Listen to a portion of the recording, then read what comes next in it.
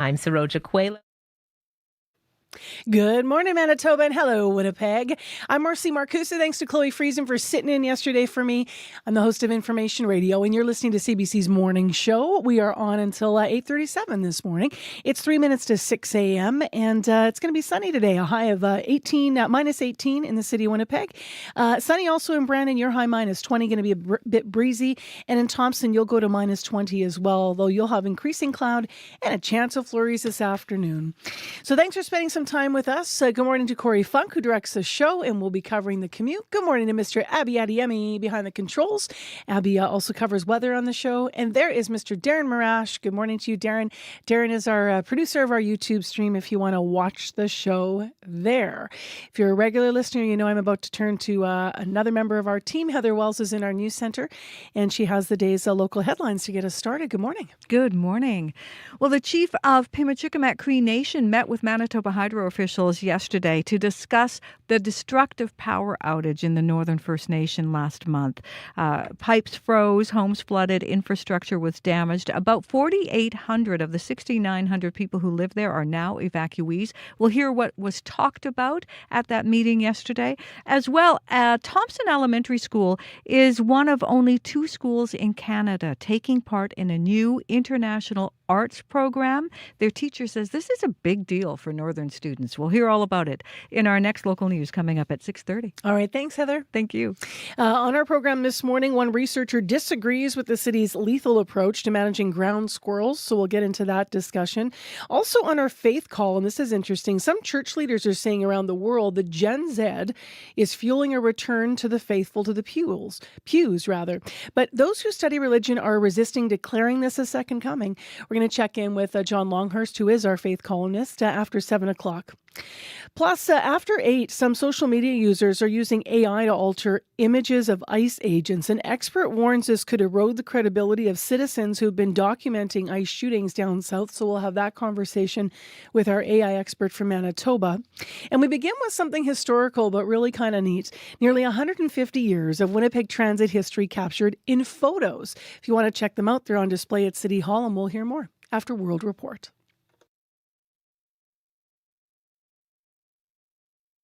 On cue. From Garby Bailey in for Tom Power, Louise Petre, Canada's First Lady of Musical Theatre, is back on Canadian stages in the Tony-winning Kimberly Akimbo. From Les Mis to Mamma Mia, Louise has played them all and says Kimberly just might be her best role yet. She'll tell you why that is and look back on her life on stage. That it was amazing I got that role. Q this morning at 10:30 in Newfoundland, and on the CBC Listen app or wherever you get your podcasts.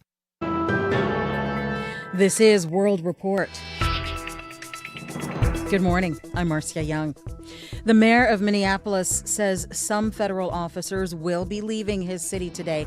Jacob Fry says he urged U.S. President Donald Trump to end his immigration operation.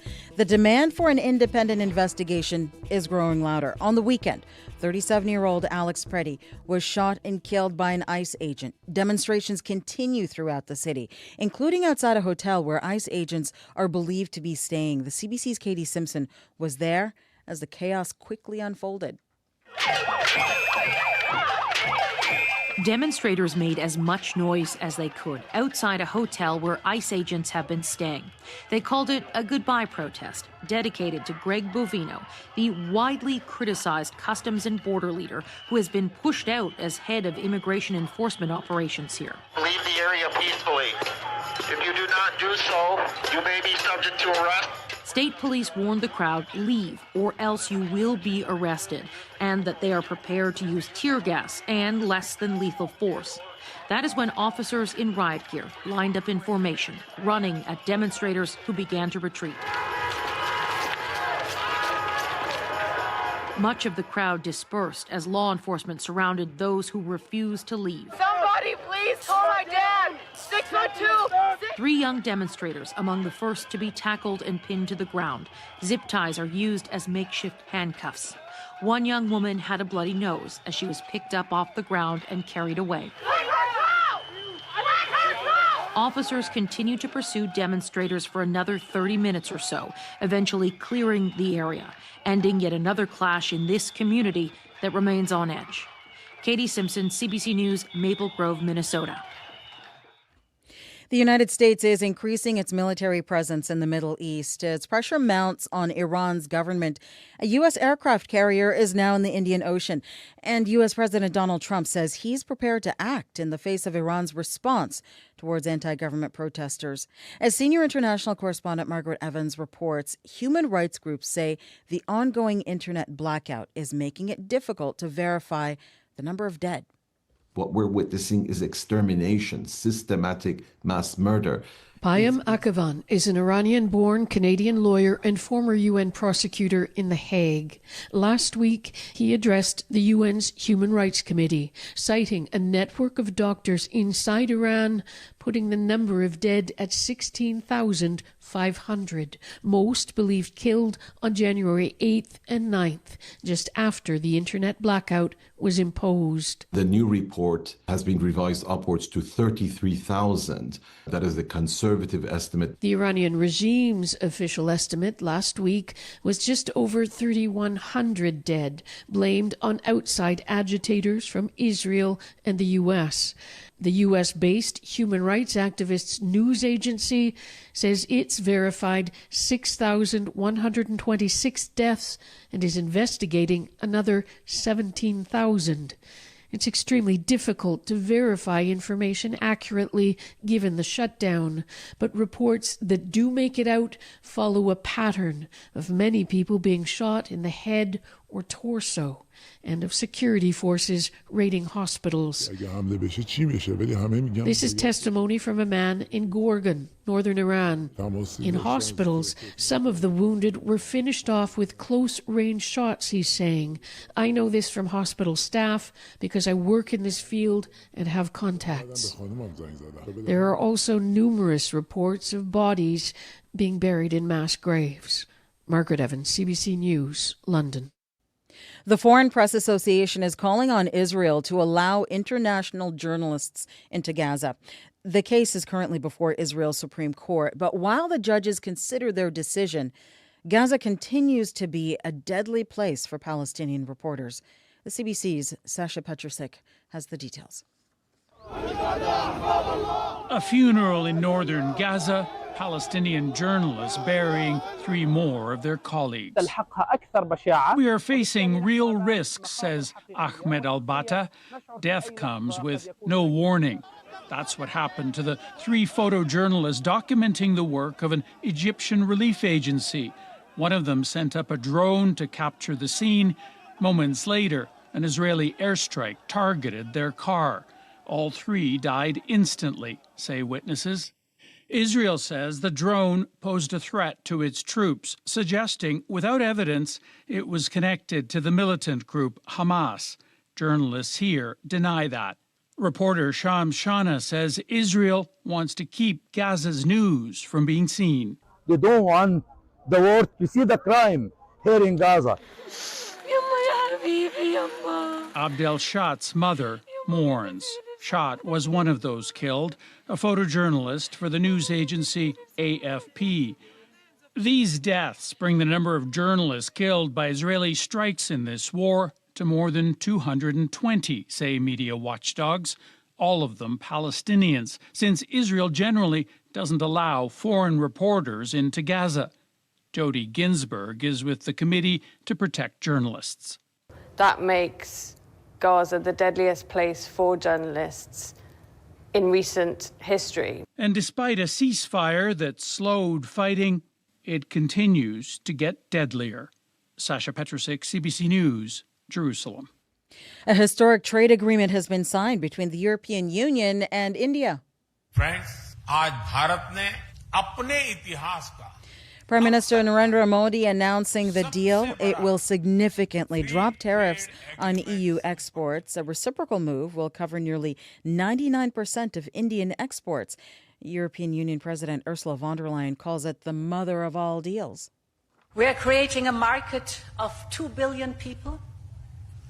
And this is the tale of 2 giants, the world's 2nd and 4th largest economies. 2 giants who choose partnership in a true win-win fashion.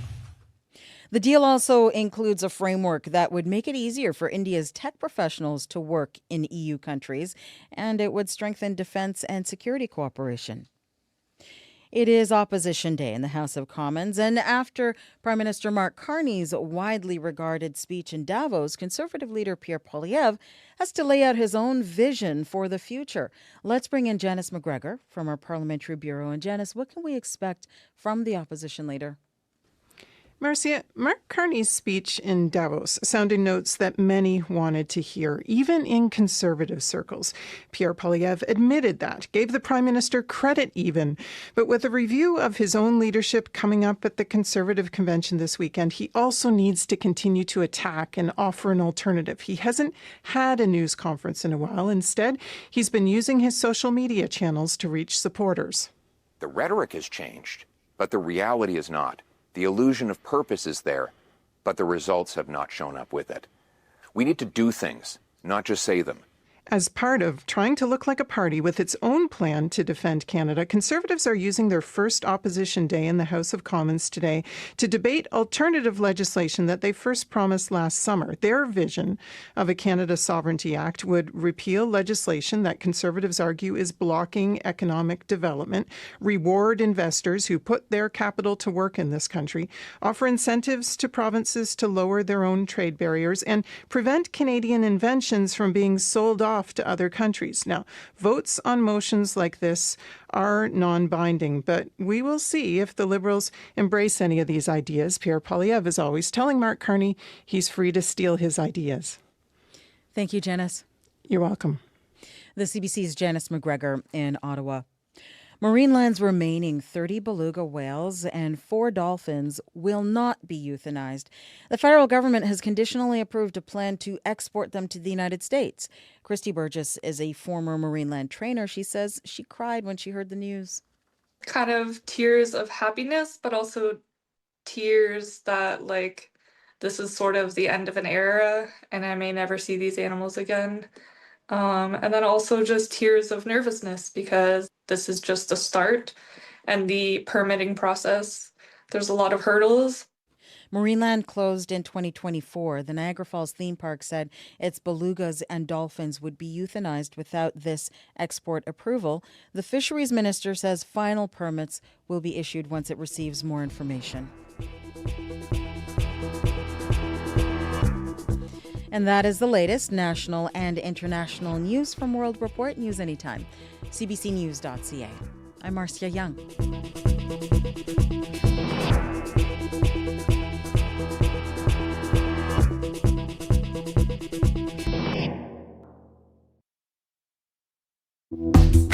Hey everybody, how you doing on this Tuesday morning? Thanks for joining us on Information Radio here on CBC. I'm Marcy Marcusa. You're on 89.3 FM, 990 AM on the app and YouTube. It's minus 21. Which in another winter might sound really cold, but this morning feels pretty good after what we've been through, right? So stay tuned. We're going to update what's happening for the day. We're going to get lots of sunshine today in the forecast. Well, we have something pretty interesting to start the show with. We're going to take a look back from horse-drawn carts to streetcars and buses. Thousands of Winnipeg Transit archival photos have been preserved, and some of them you can view at City Hall right now. So we're going to find out more about this display. Also, you might have noticed the pickleball chain, The Pickler, opened its first Canadian location in Winnipeg. We're going to learn more about that. And a little later, Ryan Tumulty is going to join us, as he often does on Tuesday mornings on CBC, political reporter with the Toronto Star. We'll talk about the opening days of Parliament and what they tell us about what to expect for the winter season. You think we're going to the polls? We're going to ask Ryan that and more. Right now, let's go to Manitoba News. Heather Wells is here with more headlines. Good morning. Well, the landlord of a Winnipeg mixed-use building that's been without heat for 3 weeks has told the province the boiler should be fixed by Friday. That building, 875 Westminster, has commercial units on the ground floor and residential apartments above it. The units are being kept warm using space heaters for the time being. We're going to hear from one person who lives there coming up. As well, a Manitoba biologist says pesticides the city wants to use to get rid of nuisance ground squirrels will bring them a slow and painful death. more on that story as well. It's something that we've heard before, and that's coming up in our next local news at 6:30. All right. Thank you, Heather. Thank you. Let's go to this weather forecast. Mr. Abby Adiemi, how are you? Well, I'm good. Good. I'm good today knowing that my plug, I did not misplace my plug. I heard you left it plugged in. And Confession time. I drove away with the plug still connected. It's only extra funny between us friends here because you are always the one that reminds the rest of us not to do it. I know. On a tired Monday, who can blame you? So True. Yeah. But looking at today, Marcy, it's a crisp one, and we're expecting a bright day with sunshine dominating a whole bunch of the southern regions. We will see sunrise, and then it's going to stay with us all into the afternoon period. Down south, we'll see temperatures hover between minus 19 and minus 25. And for the northern part of the province, we're just going to see mostly minus 25s around Thompson in the Pond. We're already seeing light snow falling around Tuduli Lake this morning. Minus 17 in Churchill. We have blowing snow in that part of the province. Winnipeg right now, we're looking at minus 21 at the Forks and minus 24 at the airport. It's going to be a mainly sunny day. We'll warm up to minus 18 later, though the morning temperature is going to be hovering around the low minus 20s before lunchtime. Expect some breezy conditions from the west. Wind chill this morning, it's going to feel close to minus 35. We can deal with that, Manitoba. For now, Winnipeg, we are sitting around minus 24. All right. Thanks, Abby. Thank you. Corey Funk, good morning. Good morning. So things are looking okay, at least down south here on the highways here in the city. But if you're up north, that's where you may have some trouble on the highways. Manitoba 511 right now reporting pretty much all the highways, like Highway 6, as soon as you get into the Interlake, up all the way to Thompson and then up into Lynn Lake and then to Gillam, as covered with poor visibility. So you do want to be quite careful if you are hitting those highways this morning. We'd love to get an update from someone who's on it. Just let me know what you're seeing out there. Other than that, though, if you do see something else going on, you can give me a call on the CBC commuter line. That number to call, 204-788-3093.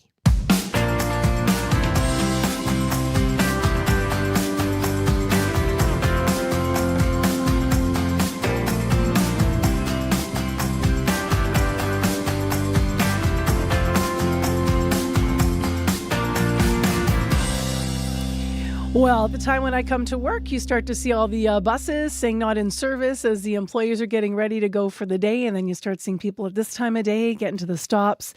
But it wasn't always that way, of course, in Winnipeg. It used to be horse-drawn carts. And then we had streetcars and, of course, all the way up to today's buses. Our transit has a 150-year history. More than 6,000 photos, as I alluded to, have been digitized now and archived by the City of Winnipeg's Archives Department. Many can now be accessed online if you want to check out that history, and some are on display at City Hall right now. Sarah Ramsden is Senior Archivist for the City of Winnipeg and with us to talk about this. Good morning. Good morning, and thanks for having me. I'm excited to talk about this collection. Yeah, thanks for being with us. And while we're talking, if people are streaming and watching the show live this morning on YouTube, they're going to see some of these black and whites come up right now, like the one I'm looking at with the streetcars, and then we're passing different buildings. Tell me if you have any favorite photos from the collection. Oh, wow. I mean, I have a lot of favorites from the collection. It really is an incredible set of photographs. Of course, the street views are absolutely stunning. You really do get a sense for how Winnipeg has changed over the years. You get to see different buildings in those shots that have been part of Winnipeg's past. But, personally, some of my favorite photos are the transit ads, promotions, and decorations. Like, I find them fascinating, not just for the art and design on the vehicles, but because they capture some of Winnipeg's cultural moments. Like there's the buses all decorated for the visit of the giant pandas in the late 80s, which was a big Winnipeg moment. And there's also quintessential Winnipeg traditions, bus decorated for whiteout parties or Blue Bomber Pride. And for me, these really capture not just the built environment, but some of the spirit behind Winnipeg. It's just a fascinating collection. I understand the oldest images go back to 1882. I was just looking at one that appeared to be a cart. It said Main and Kennedy on it. I also love that you can recognize the street names. But then it looked like it almost had sled feet on it to go over the snow. Super interesting. And those early cards, streetcars, were on rails, which is something I didn't know before we received this collection from transit. What was it like to process all of these? I understand that you have to be quite careful because they were stored in binders. Is that right? Yeah. So they were stored at transit for many years in like 26 binders, and the pages had started to yellow because of some of the chemicals in that plastic, which were interacting with the photo and would have degraded the photos over time. And we're starting to. So yeah, it was transit that reached out to us and asked like how we can better preserve this and work together on that. And yeah, we had, I want to acknowledge the work of archival intern Gwen Friesen, who did a lot of work to rehouse the collection into archival quality containers and to describe each image, to write a caption so that people can search it and we can share it with others more widely. With 6,000 images, how long did this take?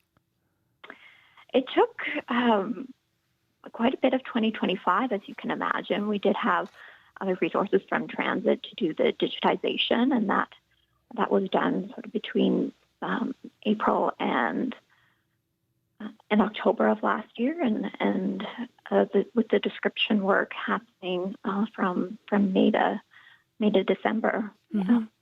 It's interesting because I know that when we were covering the strike here, the anniversary of 1919, the 100th, a lot of the photos from that time came from well-known Winnipeg photographers at the time. Mm-hmm. Were most of these also professionally taken photos? Yeah, we do have. I think the photo you're thinking of, maybe the iconic photo by L.B. Foote. Mm-hmm. Where the streetcar is being tipped over. Yeah, there were a whole series when we were doing our archival work for that, yeah. Yeah, I think, transit is clearly there for those but were most of these, though, in the collection taken also by a professional photographer, or did some of these come from personal collections? Where did these come from? Oh, it's a combination, yeah. So there's, at times, transit did hire photographers like L.B. Foote and Harold K. White and David Portico, and some of them are from private collections that then approached transit with their photos for preservation. Yeah. Mm-hmm. So how long will this exhibit be on display, and where can people check it out online, Sarah? So the exhibit will be up at City Hall in the Susan A. Thompson building for the majority of the year, and then we have around 600 photos that have been scanned and are online on our Winnipeg in Focus website. Thank you very much for being with us early this morning, and it's just been wonderful to be seeing these photos go by as we've been talking as well. People can check out our stream a little later. Have a great day. Thanks for having me. Take care. You too. That's Sarah Ramsden, Senior Archivist for the City of Winnipeg. And so, if you missed it, you can always go back in the stream and check out our interview with those photos going by, all the black and whites. But there are 6,000 in the collection, so you can check it out online, as she mentioned. And it will be on display in the Susan A. Thompson building at 510 Main, of course. 8:30 in the morning till 4:30 in the afternoon. It's open, and they'll be there for most of the rest of the year. The Olympic Winter Games Milano Cortina 2026 are almost here, and it all lives on CBC and CBC Gem. From the first puck drop to the final victory. Access every Olympic moment all for free. With multiple live streams and full replays, CBC Gem puts you in control of the events you want to watch. Get ready for hockey, figure skating, curling, and much more. It all begins February 6th. Watch free on CBC and CBC Gem. Well, everybody's pickling, it would seem, at least. Pickleballing, that is. A U.S.-based pickleball indoor court chain opened its first Canadian location in Winnipeg this weekend. And why not? We need something to do in the winter, right? The facility is in the Tuxedo Business Park out on Kenaston. It has 10 regular courts, and there's 2 championship courts for members as well. CBC's Gavin Axelrod went to check it out and spoke to club's general manager, Brent Bernass.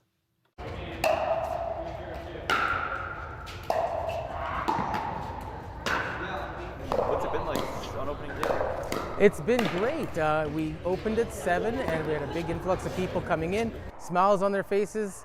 Winnipeg hasn't seen a pickleball club like this.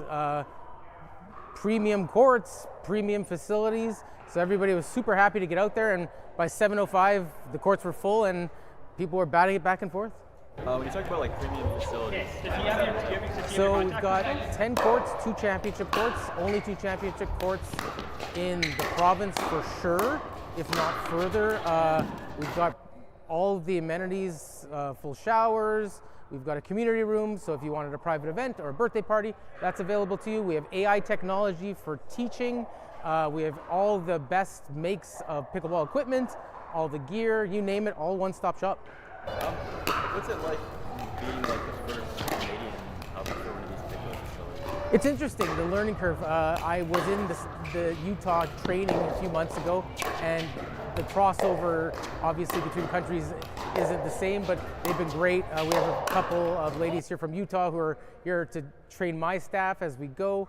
It's great. The franchise is really, really supportive. Everything seems to be seamless, but just like anything, construction, you face certain things, and we kind of got through it pretty good and opened on time.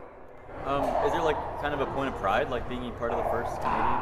We're really proud that this is the first Canadian location, and we're also the hub for Canada. So going forward, the plan is to have 64 locations in the next 5 to 8 years, and Winnipeg being the headquarters. So whenever a location opens up, their staff would come here to train.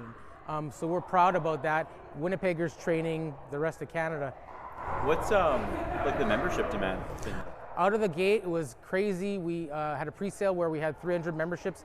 That went in like an hour, and since then it's been growing. I haven't checked the numbers today. I imagine they're pretty good, but yeah, we're pretty happy. I would imagine we're between 350 and 400 by the end of the day today. So and it'll continue to grow as our grand opening happens next week. What do you think it says about like the demand for pickleball that like you had a pre-sale for memberships and they were sold out within an hour? Pickleball is exploding. It was exploding 2 years ago and it hasn't stopped. Everybody seems to be playing pickleball, whether it be at a beginner level or they've moved on to an advanced level and are competing in tournaments. It's such a fun sport. Its social aspect is getting to be similar to curling, where you have a game and you have a couple cold drinks afterward and a few laughs and jump back on. It's just something everybody can do, from young to old and everybody in between. Do you see it as being sustainable?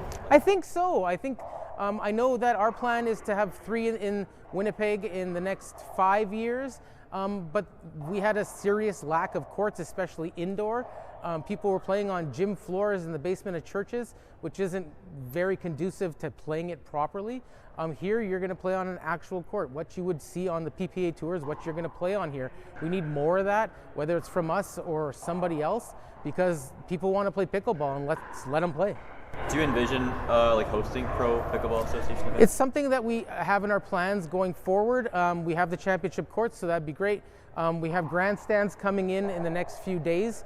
Connor Garnett is our ambassador. He'll be here Monday, Tuesday. He's top 5 in the world, I believe. So it's something I could see happening in the next 12 months. What's like if somebody wants to join, like what are they looking at, like financial? We're a month-to-month, so it's all in. So all you can play with 4 clinics, all your leagues, all your tournaments is $169 per month. Like I said, month-to-month, you're tied in for. And then if you wanted lessons, that'd be above, private lessons. But other than that, everything you need to get into pickleball or continue playing pickleball is here for one flat rate. Adding grandstands, that shows you how popular this is, right? Brent Bernass, General Manager of Winnipeg's Tuxedo Business Park. That's the first Canadian location of the U.S. pickleball chain, The Pickler. It did open over the weekend, in conversation there with Gavin Axelrod, who headed out to check it out. Well, here we are on January 27th, and if you're Margot Timmins, then you're celebrating your birthday today. You might know Margot Timmins as the lead vocalist of this band. Here are the Cowboy Junkies in A Common Disaster on CBC 89.3 FM. For everything I ever wanted, a tattoo bird for everything I ever wanted and lost. Now I had a long list of names that I kept in my back pocket, but I cut it down to one, and your name's at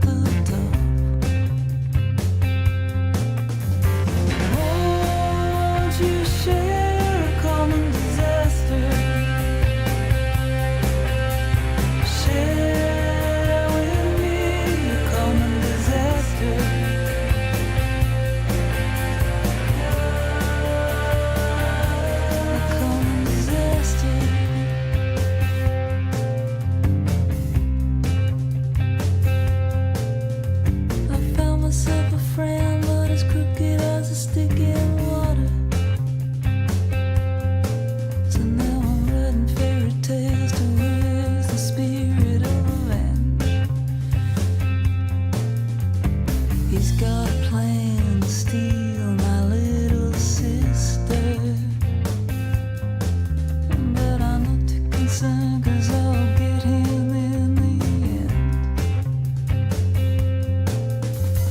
Won't you share the common disaster? Share with me the common disaster.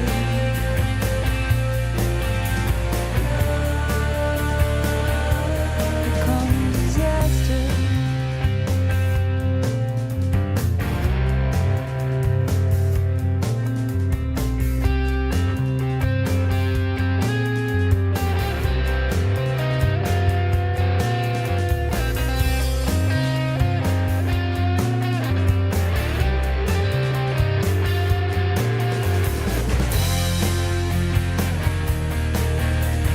Gonna find someone to share a common disaster.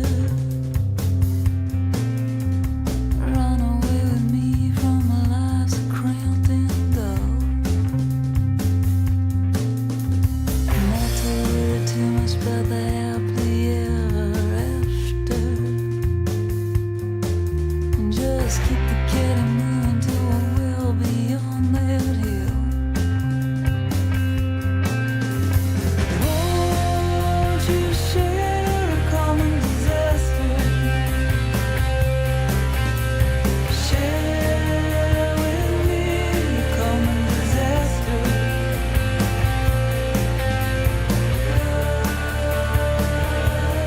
Common disaster.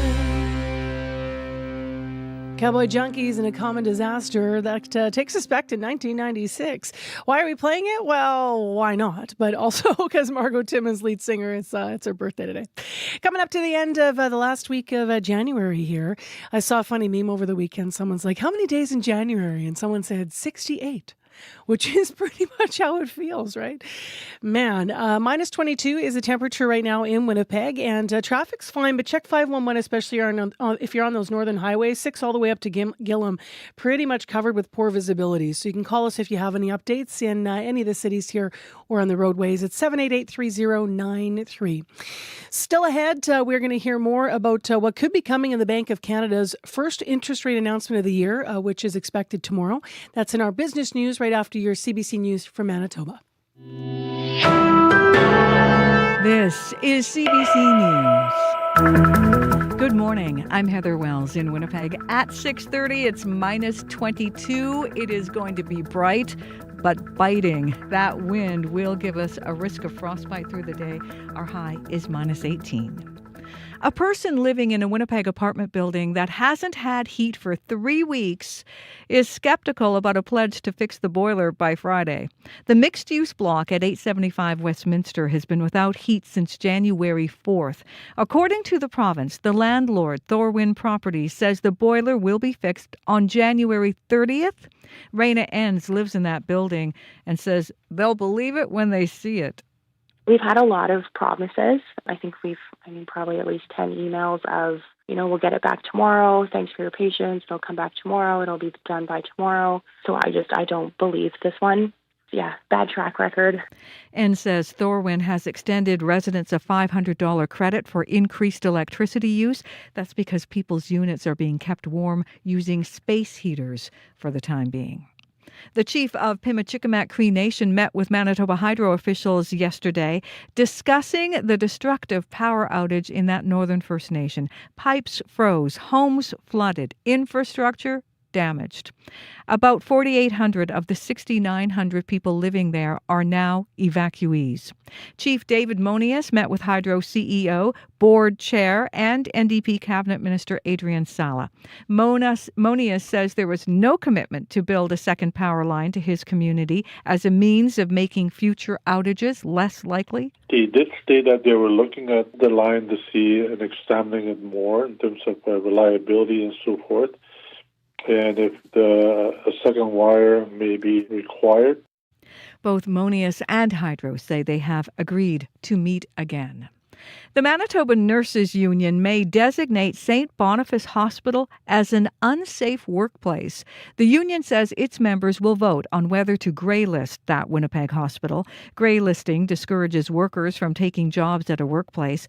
The Nurses Union previously grey-listed Health Sciences Centre and Thompson General Hospital. The Winnipeg Regional Health Authority says it has taken steps to improve safety at St. B. That includes rolling out a safety app this week. That app will allow workers to get emergency notifications and connect to security. U.S. Treasury Secretary Scott Bessent says Prime Minister Mark Carney walked back some of the comments he made during his speech in Davos, Switzerland last week. Bessent says Carney had a phone call with U.S. President Donald Trump yesterday. Bessent was interviewed last night on the Fox News program hosted by Sean Hannity, and he criticized the idea of Canada shifting its trade from the U.S. market to China. It would be a disaster for Canada. I was in the Oval with the president today. He spoke to Prime Minister Carney, who was very aggressively walking back some of the unfortunate remarks he made at Davos. Carney's speech in Davos got a standing ovation. Carney's office has not confirmed Bessent's version of the phone call with Trump. There is word today ICE agents are being deployed to the upcoming Milano Cortina Winter Games in Italy. Sources at the American Embassy in Rome have confirmed ICE agents will be on the ground, but they say the agents will be supporting diplomatic security details and will not be involved in any immigration enforcement operations. You can hear more on these stories as well as other national and international news coming up on World Report at 7. A Manitoba biologist says pesticides the city wants to use to get rid of nuisance ground squirrels will bring them to a slow, painful death. James Hare is a professor emeritus in the University of Manitoba's Biological Sciences Department. He says the city should find a better way. I've had conversations with the city before about humane methods of control. I honestly think they would be better served by practicing humane and effective methods of control rather than persisting in suggesting alternatives that cause animals to suffer and ultimately don't take care of the problem. Winnipeg is seeking the province's approval to control ground squirrel populations at 10 athletic fields. The city says the holes the animals dig pose a safety hazard for people and also destroy green spaces. A Cree Immersion Elementary School in Thompson is taking part in an international art program this week, one of only 2 Canadian schools included. Wapanuk Community School is part of Crayola Creativity Week. It's an art and student showcase involving 31 schools from 11 countries. Students take part in collaborative art projects and reading sessions. Kirsten Spankison is a teacher at that school.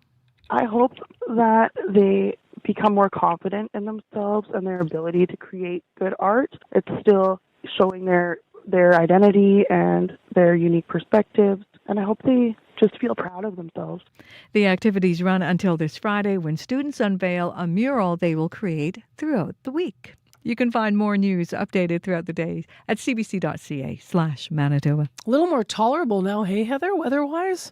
You know what? It is. I mean, I'd like to say I want to agree wholeheartedly, except that wind. I mean, you do feel the cold when you get hit in the face with it. Yeah, totally. I did find that when it comes to the weekend, like Sunday was sort of similar temperature to Saturday, but because of the lack of wind, it felt so much better. So, yeah, it kind of is the deal breaker, right? Yeah, that wind. It's nasty sometimes. And sometimes it brings us warmth and, other times not other so seasons. good. Not right now, everyone. Okay, so let's get into what's happening regionally. Abby's got all of those details for us on CBC. Yeah, Marcy, it's going to be a bright day. Plenty of sunshine and the forecast. We're already seeing some snowfall in the northern part of other provinces to Dooley Lake and Churchill this morning.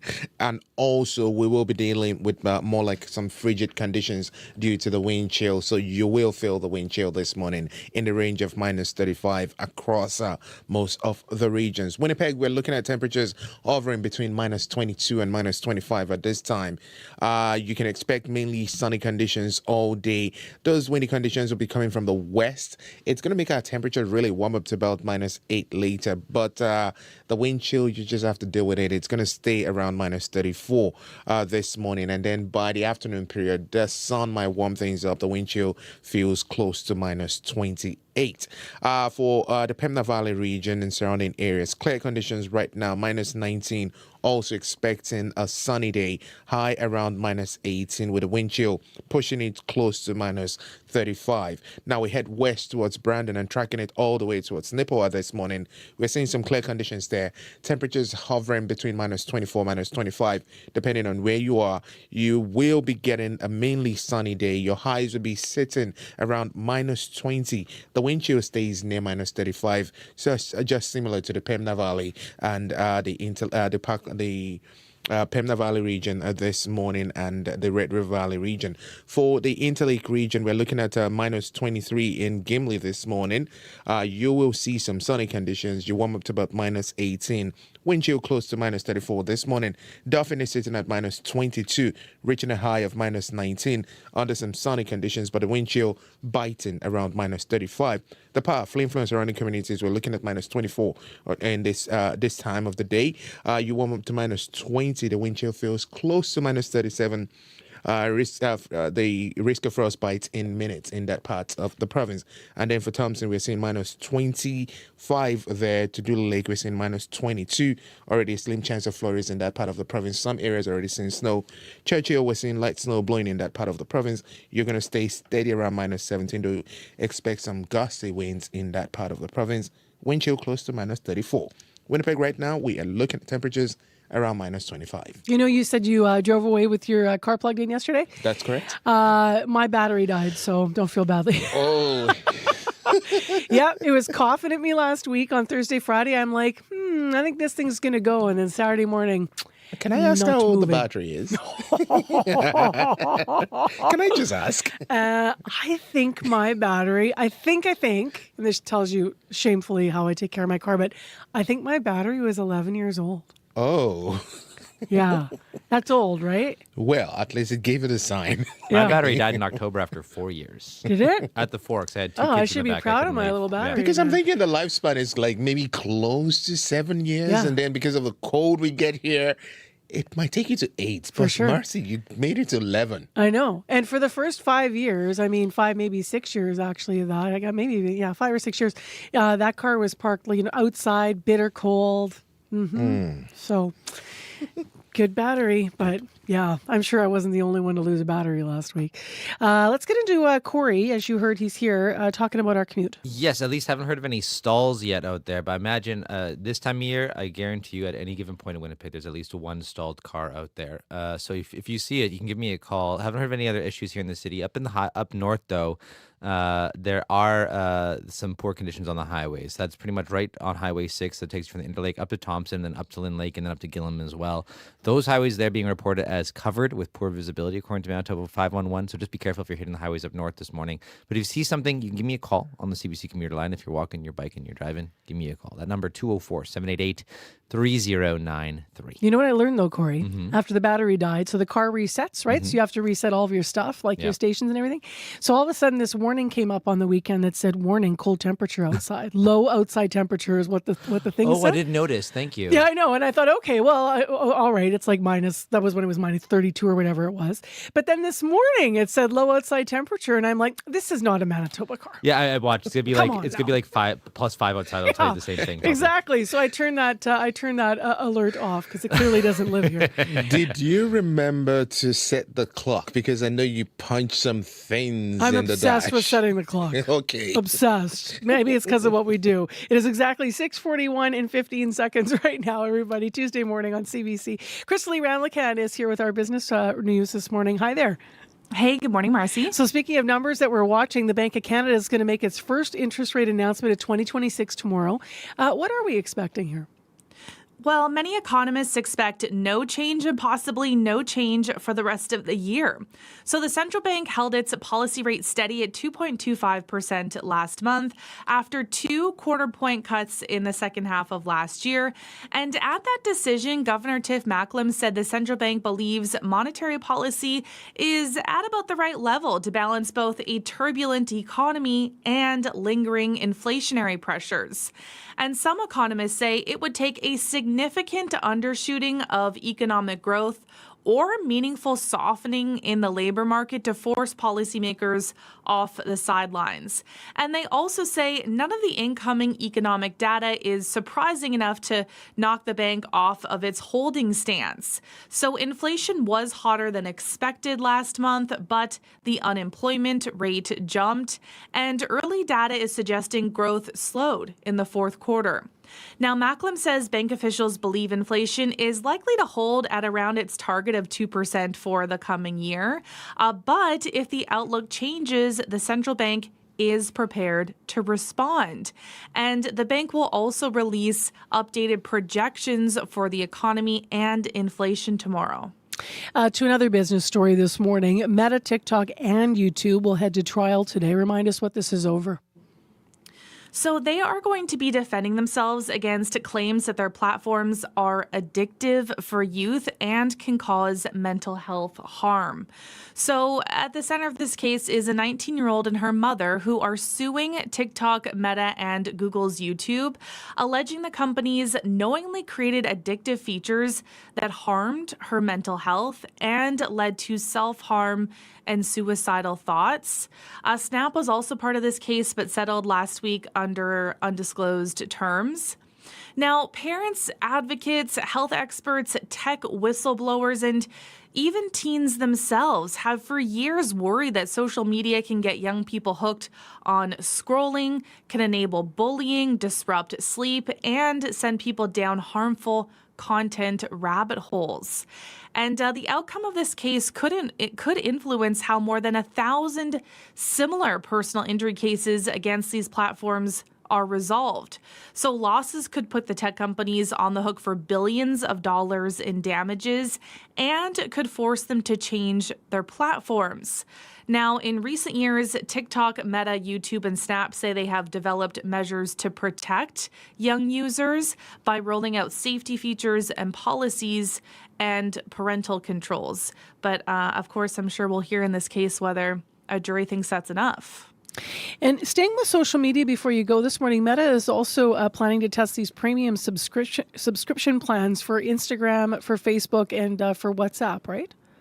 Yes, that's right. So Meta is set to test new paid subscription models across its apps in the coming months. So Meta says the subscriptions are expected to unlock more productivity and creativity by giving users access to more features and expanding artificial intelligence capabilities.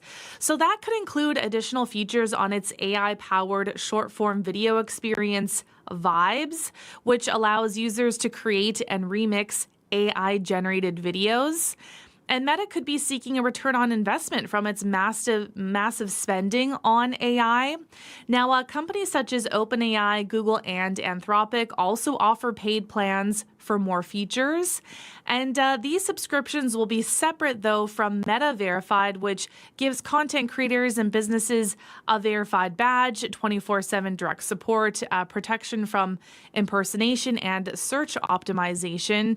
But yeah, it's kind of interesting to imagine more tools out there to, edit AI videos. Mm-hmm. We're actually going to talk about AI videos in the case down south with the ICE agents and, with some caution about what we're looking at and are we seeing real video and such a little later in the show. Thank you, Crystalie. We'll talk to you tomorrow. Okay, thanks, Marcy. Crystalie Ramlicam with Business News. You're on CBC 89.3 FM.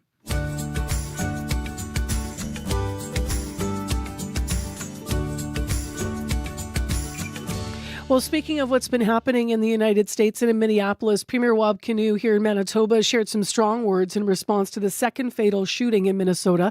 Saturday morning, 37-year-old Alex Preddy was killed by immigration officers in Minneapolis.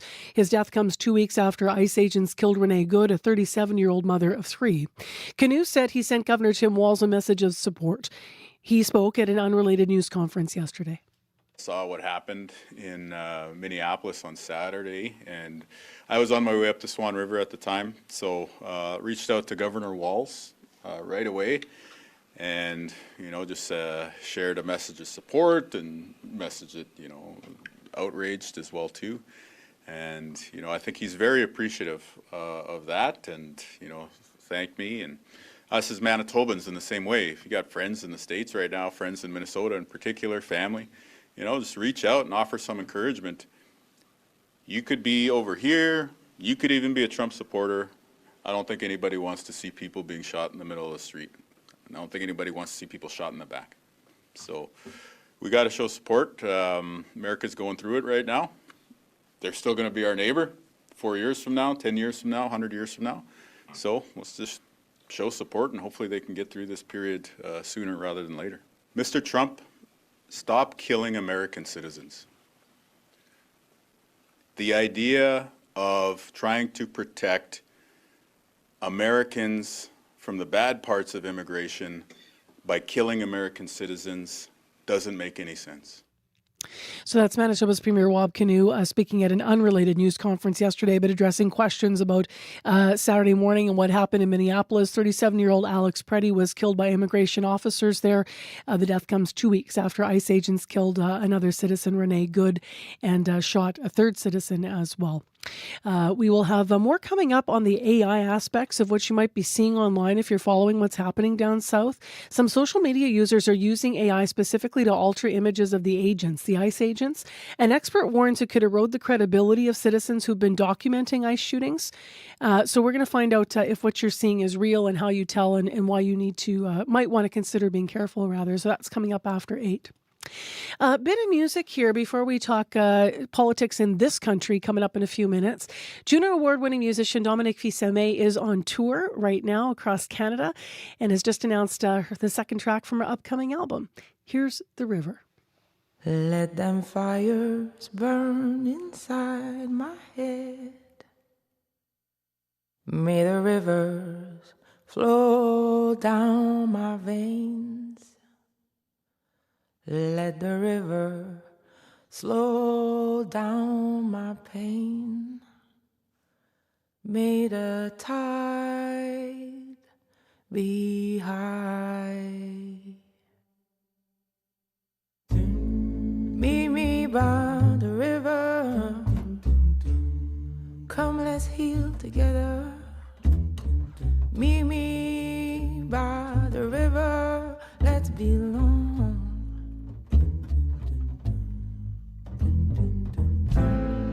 Meet me by the river. Let's heal together. I say meet me by the river. Let's belong. Let's belong. All you need to know, all the love on this earth was made for you.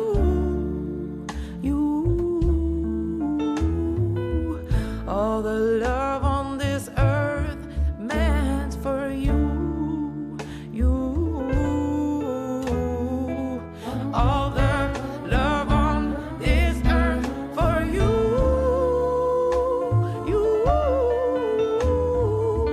All the love on this earth for you.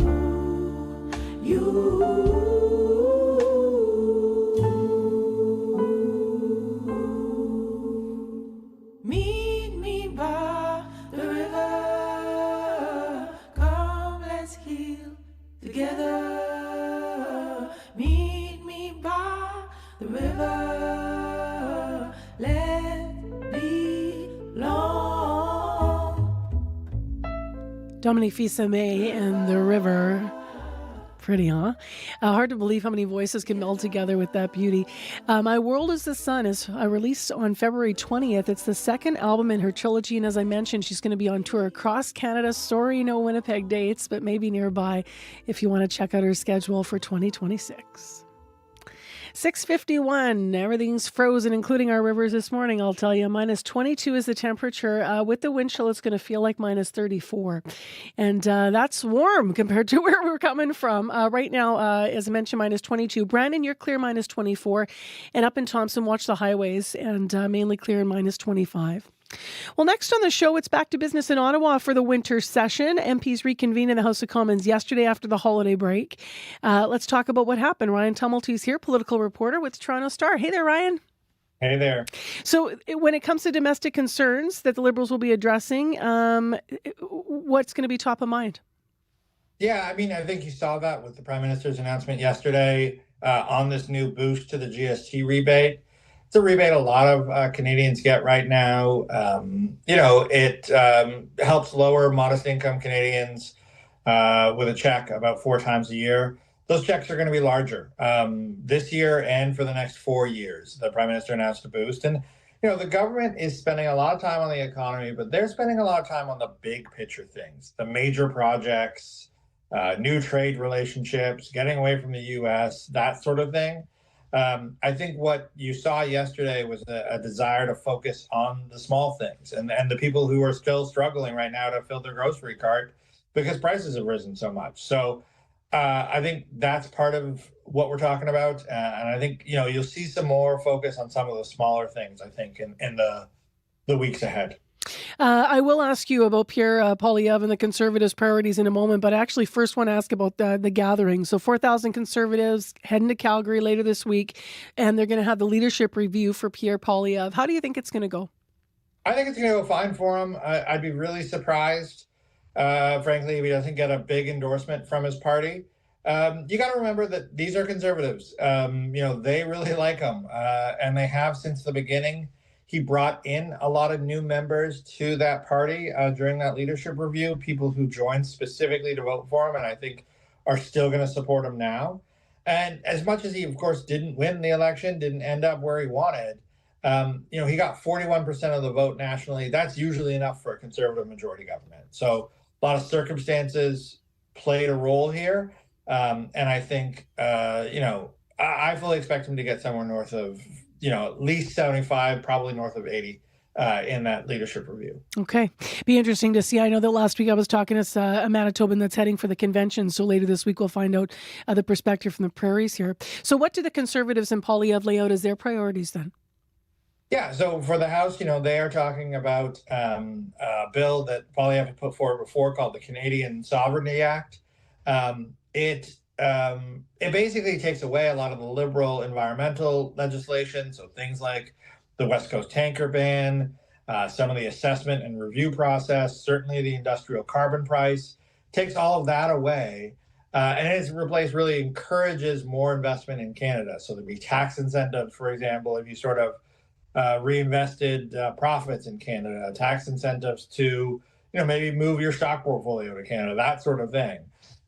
So definitely a real response to the Trump administration. And it was a lot about what they were talking about during the campaign, a lot of that kind of focus. What do you think that the tone of the House is going to be in this sitting, given that things continue to swing wildly in terms of our international relationships? And also there's still this looming question of will the Liberals end up with a majority? Will someone cross the floor? What do you think the tone's going to be like? Yeah, I mean, I think that's a very interesting question. I don't know. And I think the tone may go up and down. Mr. Poilievre, like we said, has this leadership review at the end of the week. After he's cleared that hurdle, after he has the endorsement of his party, does he maybe have the ability to move a little bit and to present himself differently to Canadians? The NDP have a leadership process that will end in March.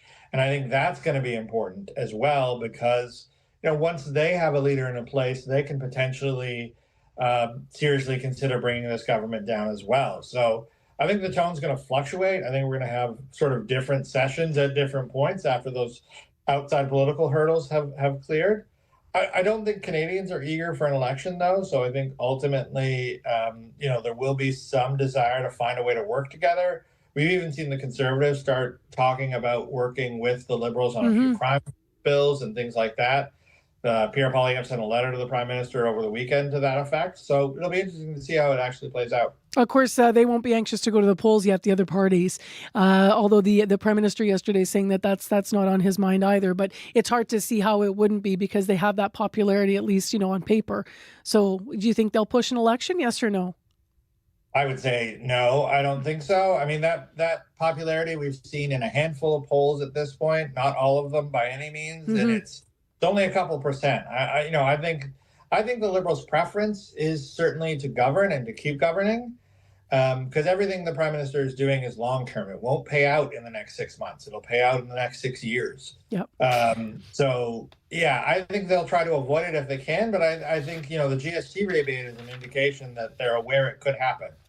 All right, Ryan. Thank you for your time as always and analysis. Take care. All right, take care. That's Ryan Tumulty, political reporter with the Toronto Star. I'm Marcy Marcuso. We're downtown in Winnipeg in our CBC studios. Thanks for joining us here at home.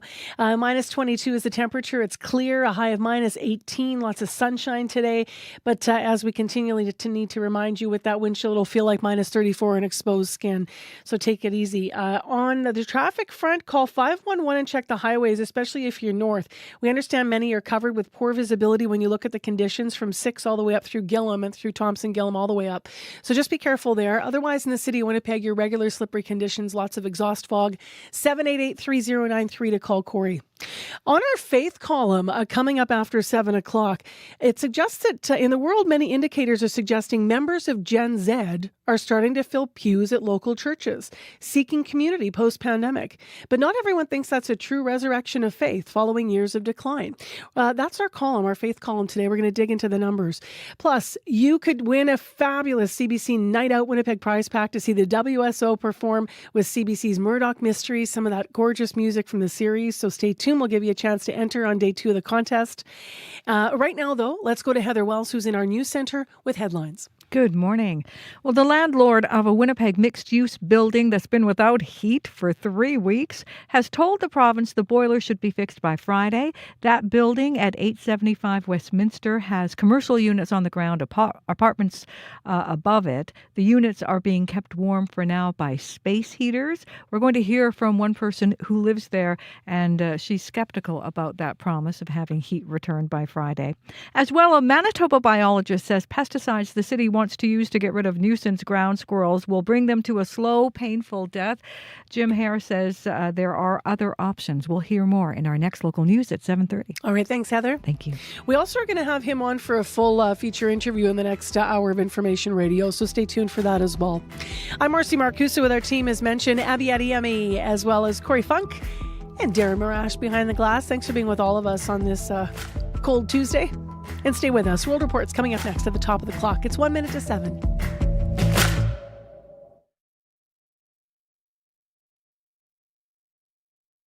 On the Current. Boycott the Chinese EV vehicle support companies that are building vehicles here. The Premier of Ontario, Doug Ford, is not happy, to put it politely, that a new deal means Canadians will soon be able to buy Chinese electric vehicles. Some consumers here, though, are actually excited to test drive the cars that are supposed to be cheaper and good. The Current with Matt Galloway. This morning at 8:37, 9:07 in Newfoundland. And on the CBC Listen app. This is World Report. Good morning. I'm Marcia Young. Some ICE agents are expected to leave Minneapolis today, but tension between the city and the Trump administration remains high. A federal officer shot and killed a second U.S. citizen on the weekend. As protests in Minneapolis continue, a BC company is facing criticism for a proposed business deal. Jim Pattison Developments owns a vacant warehouse in Virginia. The U.S. Department of Homeland Security wants to use it as an immigration processing facility. Kyle Bax has more on the potential deal and the pushback. There are a wide variety of reasons that folks are opposing this deal. Michael Burdan lives in Hanover County, a rural area in Virginia near the proposed site of a new U.S. Immigration and Customs Enforcement processing facility. The 17-hectare site is worth millions of dollars. Federal officials say it would be used in support of ICE operations. Plans include construction of a guard shack and installing security equipment. There have already been protests on the street in front of it. The current owner of the warehouse is Canadian, BC-based Jim Pattison Developments. Its billionaire owner now facing criticism. It's abhorrent, and it moved me to action. Emily Lowen is leader of the BC Green Party. She's urging a boycott of Pattison businesses. There are dozens, from grocery stores and car dealerships to resorts and agriculture. I am expecting a response from Pattison to either justify this deal with ICE or to break the deal. Canadian companies have done business with ICE before, but it's controversial now, considering the aggressive tactics and recent shootings. I think it's the kind of thing that companies need to think through pretty carefully. Chris McDonald teaches business ethics at Toronto Metropolitan University. Companies need to consider the possible fallout, he says, with staff and customers. You don't want partisan politics to really play much of a role in business, but there are exceptions. At some point, companies need to sort of draw a line and say, look, we don't want to be contributing to that. Jim Pattison Developments did not respond to requests for comment. Kyle Bax, CBC News, Calgary. India and the European Union have signed a historic trade agreement. It is the largest and most wide-ranging free trade agreement ever for the South Asian country. The deal drastically cuts tariffs and opens up India's highly guarded market. The CBC South Asia correspondent Salima Shivji has the latest from Mumbai. India's Republic Day celebrations, always packed with symbolism, had jets flying over an extravagant parade, traditional dance, and European leaders as the South Asian country's honored guests, all part of the lead up to the announcement of a landmark trade deal. Mother of all deals ke India's Prime Minister Narendra Modi says it will bring massive opportunities for both sides, an agreement representing about 25% of the world's GDP. We are creating a market of 2 billion people. Ursula von der Leyen is president of the European Commission. A strong message that cooperation is the best answer to global challenges. The deal slashes tariffs across the board, including on European cars, which will only see a 10% duty instead of what was as high as 110%. It promises easier access for Indian high-tech professionals to work in Europe. And Delhi will also benefit from zero tariffs on a range of goods, including textiles and leather. Negotiations began way back in 2007 before stalling, says Praveen Donthi, senior analyst with think tank International Crisis Group. But it became more urgent after Donald Trump returned to power in the U.S. This momentum that we've seen is all thanks to President Trump. So India is looking at insulating itself from this unpredictability that's entered in the India-U.S. relationship. The deal will go through an extensive legal vet before it takes effect, likely within the year. Salima Shivji, CBC News, Mumbai. Today is International Holocaust Remembrance Day. Survivors returned to Auschwitz this morning to lay wreaths and pray. They paid tribute to the more than 1.1 million people who were killed at the Nazi death camp, most of them Jews. Soviet forces liberated Auschwitz-Birkenau 81 years ago today. But during the Holocaust, 6 million Jews were killed. 91-year-old Sarah Weinstein survived. Today, she'll be addressing the United Nations. I have come here today with hands extended in a plea for peace in our world, so that the heart may have an open space to spread love. She says she has seen what happens when hatred becomes a language and people close their eyes. Her message is love is the one thing that can save humanity.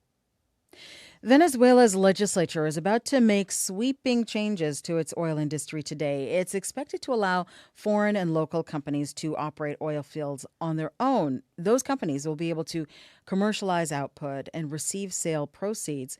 Economic reforms are being implemented quickly in Venezuela, but efforts to free political prisoners have been slow going. Manuel Rueda has more on that story.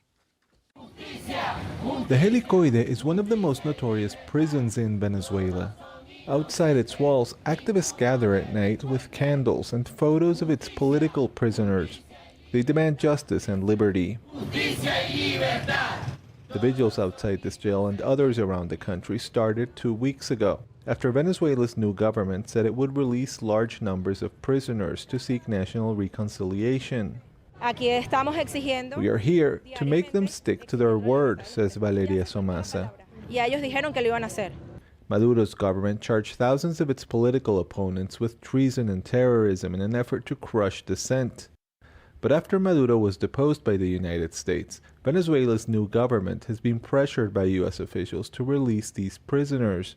While journalists and community leaders have been released in recent days, many members of opposition parties are still in jail. They want to use the prisoners as bargaining chips, says Adriana Abreu. Her husband, Guillermo Lopez, was a campaign manager for 20 Venezuela, the party of opposition leader Maria Corina Machado. He has been behind bars for the past 2 years. Venezuela's new president, Delcy Rodriguez, says the government has released 620 people so far, although human rights groups say that number is closer to 150. Manuel Rueda for CBC News, Caracas. In France, children under 15 could soon be banned from using social media. Votant 157, exprimé 151, majorité 76 pour 130, contre 21, l'Assemblée nationale a adopté. The National Assembly has now passed a bill that would also ban mobile phones in high school. President Emmanuel Macron is pushing the law. He calls it a major step to protect France's children. The bill still needs to go to the Senate, where it is expected to pass. This would make France the second country to issue such a ban. People under 16 in Australia are prohibited from accessing social media. All existing accounts there have been deactivated, and the law stops young people from setting up new ones. Black people are disproportionately affected by many illnesses, but for decades there have been large gaps in health research on Black Canadians. As Jennifer LaGrassa reports, a new project is promising to dig deeper. Data from Black communities are lacking. And that's what Dr. Upton Allen wants to change. Head of infectious diseases at Sick Kids Hospital in Toronto, Allen is launching a project alongside researchers in Quebec and Nova Scotia to help fill in the gaps. It provides Black communities with a chance to benefit from advances in health care. He's looking to collect and analyze more than 10,000 blood samples from Black Canadians with a diagnosis of triple-negative breast cancer, high blood pressure, or type 2 diabetes, as well as samples from people with no underlying medical condition. Researchers will then analyze the samples to explore the link between a person's genes and their diagnosis. It might help us to better understand why certain people get these disorders. If we're not there, we will not be counted. We will not be involved in finding solutions. Cheryl Prescott is the executive director of Black Creek Community Health Center in Toronto. She says one of the main challenges will be getting people to participate in the research because of a long history of discrimination against Black people in the healthcare system. We will have to really work with our community to help them trust. Her and her team say that involves transparency around how people's information will be stored and used. We're doing this project with them. That's a key priority for Dr. Allen, who believes the research that comes from this could transform the way Black Canadians are diagnosed and treated. Jennifer LaGrassa, CBC News, Toronto.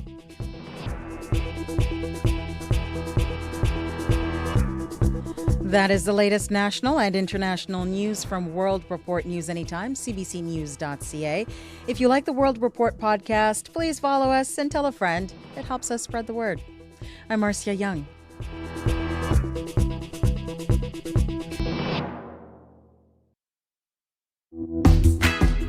Good morning, Manitoba. How you doing today? I'm Marcy Marcusa. This is Information Radio. We're live in downtown Winnipeg on CBC 89.3 FM, 990 AM on that app and YouTube. It is clear in Winnipeg. We're going to have lots of sun today. It's right around minus 22 right now, but with the wind chill much colder. This hour on the show, it doesn't stop ground squirrels from being a huge issue in this city. We've talked about this before. You've seen this creature at the forks, parks, even at the soccer fields. They do look kind of cute, but they cause big problems in our city. The city continues to consider using lethal means to control their population, and a researcher, as you've been hearing in the news today, disagrees with that approach of managing ground squirrels. He says he's talked to the city over the years about this a number of times and does not understand why they don't pick a different way. So we're going to talk to him about what that other way could be. Plus, you could win a chance this hour to win an awesome prize pack to go to the WSO. They are performing music from Murdoch Mysteries, which is very cool, but also you're getting there in a limo, you're having dinner. It's a really good prize pack. So stay tuned. We'll tell you how to win, and we'll announce yesterday's winning clue for those of you who successfully entered. So that's at 7:40. Right now at 7:11, let's get more headlines from Heather Wells. Good morning. Well, the chief of Pimachikamat Cree Nation met with Manitoba Hydro officials yesterday to talk about that destructive power outage in the Northern First Nation. Pipes froze, homes flooded, infrastructure damaged. Chief David Monias met with Hydro CEO, the board chair, and the NDP cabinet minister. Monias says there was no commitment to build a second power line to his community as a means of making future outages less likely. However, they are going to meet again. A Thompson Elementary School is one of only 2 schools in Canada taking part in a new international arts program. And their teacher says this is a very big deal for Northern students. We'll hear more coming up in our next local news at 7:30. All right. Thanks, Heather. Thank you. All right. Let's get into the actual weather for today. Here's Abby. We are looking forward to a bright but pretty cold winter day across the province this morning. Lots of sunshine in the forecast, though we're going to be feeling that skin and numbing wind chills remaining that significant factor from the northern part of the province all the way down south. We're seeing wind chills already in the values close to minus 36 this morning. For Winnipeg and the Red River Valley region, we're seeing temperatures hover between minus 22 and minus 25. As at now, we can expect some sunny conditions later in the day. Light winds would come. We'll see highs around minus 18, though you need to bundle up for the morning. The wind chill is going to be close to minus 35. And then by the afternoon period, we'll see steady conditions, and it might drop close to, let's just say, minus 26 later. The risk of frostbite still in play. From Brandon all the way down to Dauphin, we're seeing temperatures hover between minus 22 and minus 24. Clear conditions there. Most of those regions will see highs near minus 19, minus 18, but the wind chill still in the values close to minus 36. While up north, we're seeing temperatures around minus 25s and wind chill freezing close to minus 37 already this morning. We're already seeing those light snow falling from Thompson towards Tuduli Lake and into Churchill this morning, where we have the blowing snow. So take that into consideration. But for the province today, it's going to be more like lots of sunshine, and the wind chill is a factor. All right. Thanks very much. Thank you.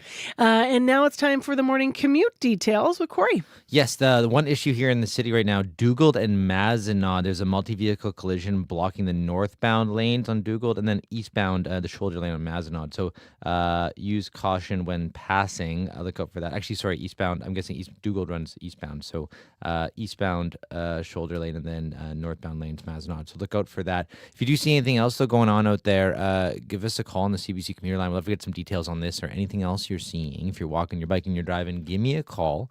That number 204-788-3093.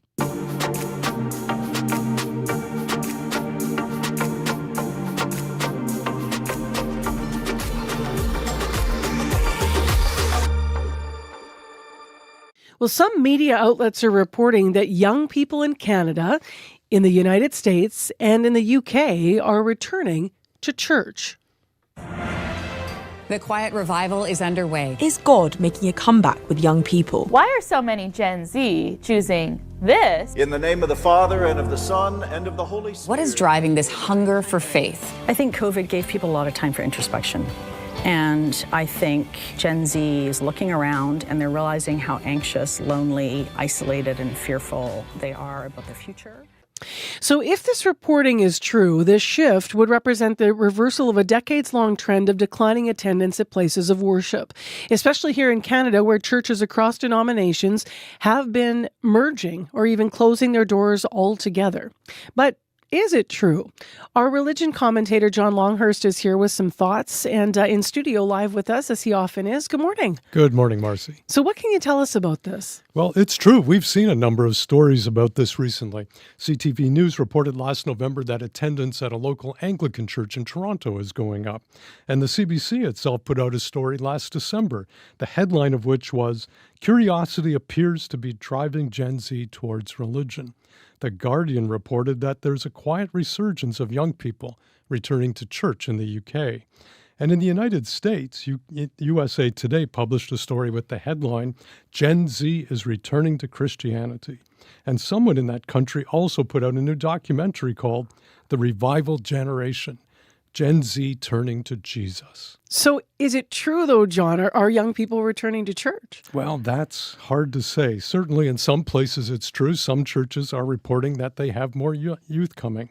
For example, the Roman Catholic Archdiocese of Toronto reports a surge in youth engagement, with about a dozen parishes having youth programs in 2013 to 115 today. And in the United Kingdom, a report by YouGov in partnership with the Bible Society notes a rise in church attendance by young people 18 to 24 years old. It went from 4% in 2018 to 16% in 2024. And in the U.S., Ed Stetzer, who's a dean at the Talbot School of Theology in California, has suggested that while the percentage of Americans who go to church and identify as Christians is declining, he seems to see a Gen Z revival going in the other direction. And then, of course, there's other religions, and we don't have enough information about Muslims, Hindus, and Sikhs, except to know that their numbers are growing in Canada. But that's more likely probably because of immigration and higher birth rates. But they may also be doing a good job of retaining their youth, which is no small thing today. So I guess what I'm saying is we don't have enough data to tell whether or not this really is a trend. We just don't have enough information. In Canada either, by the numbers. But in those places where you did have the numbers to show that there's growth and where it's happening, what do we know about why young people are going to church? Well, clergy who talk to youth say that the pandemic played a huge role. That unsettled all of us, of course, but perhaps especially young people. There was lots of loneliness, isolation, and anxiety for them during that time, and some are still feeling the effects. Add to that what's happening today in the world all around us. It's crazy. Trump, the war in Ukraine, the situation in Gaza, etc., etc. Then there's the economic uncertainty that they face and worries about employment, and AI, the threat of AI that might take away jobs that are ordinarily held by young people.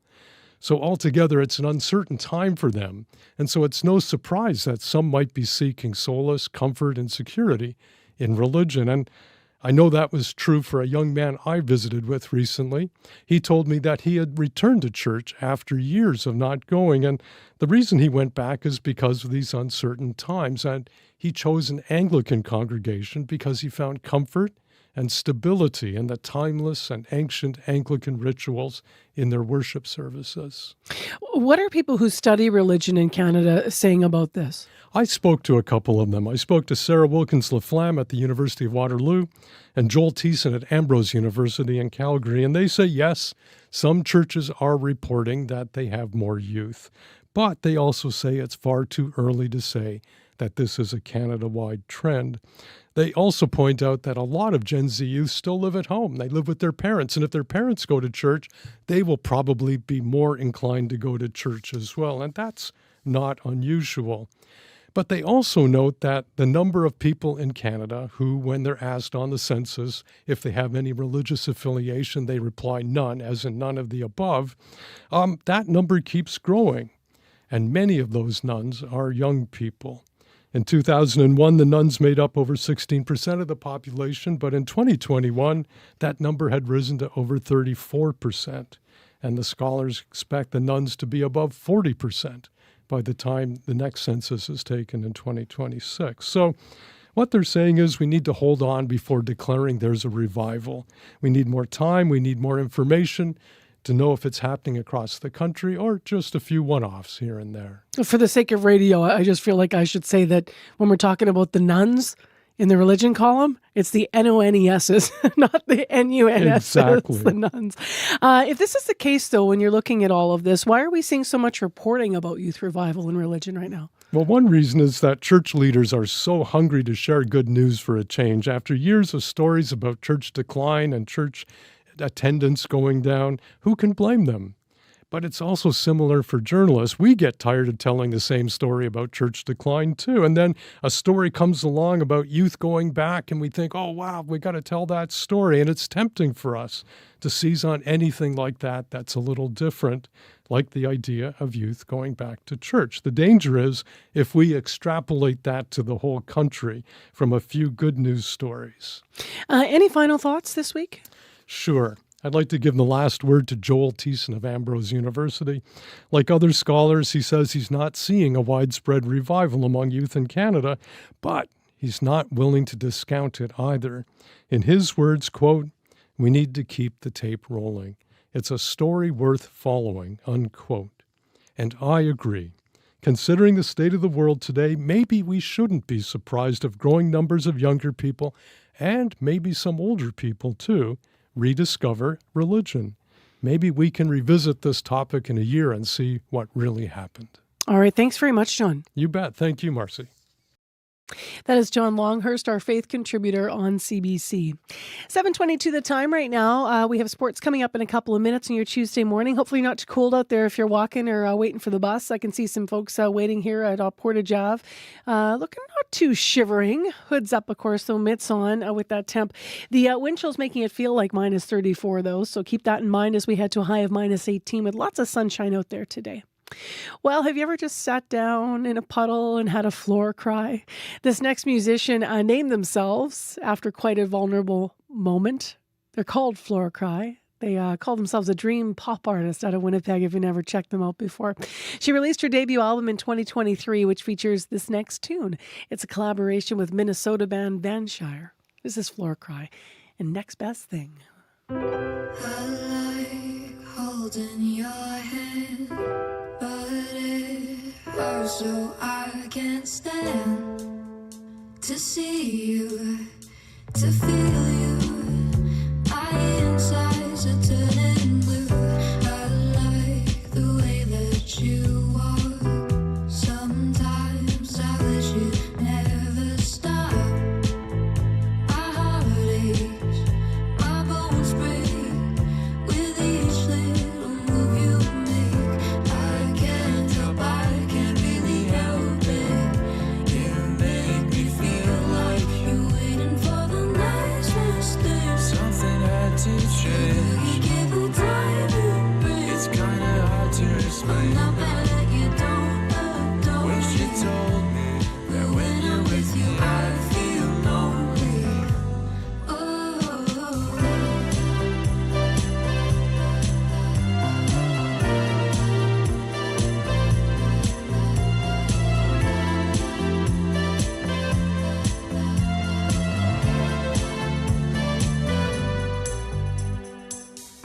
I've been staring outside.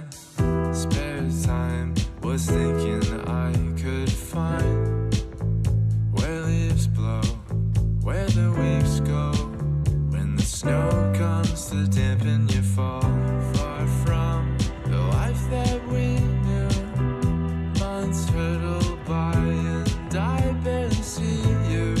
So I've been down as it sounds.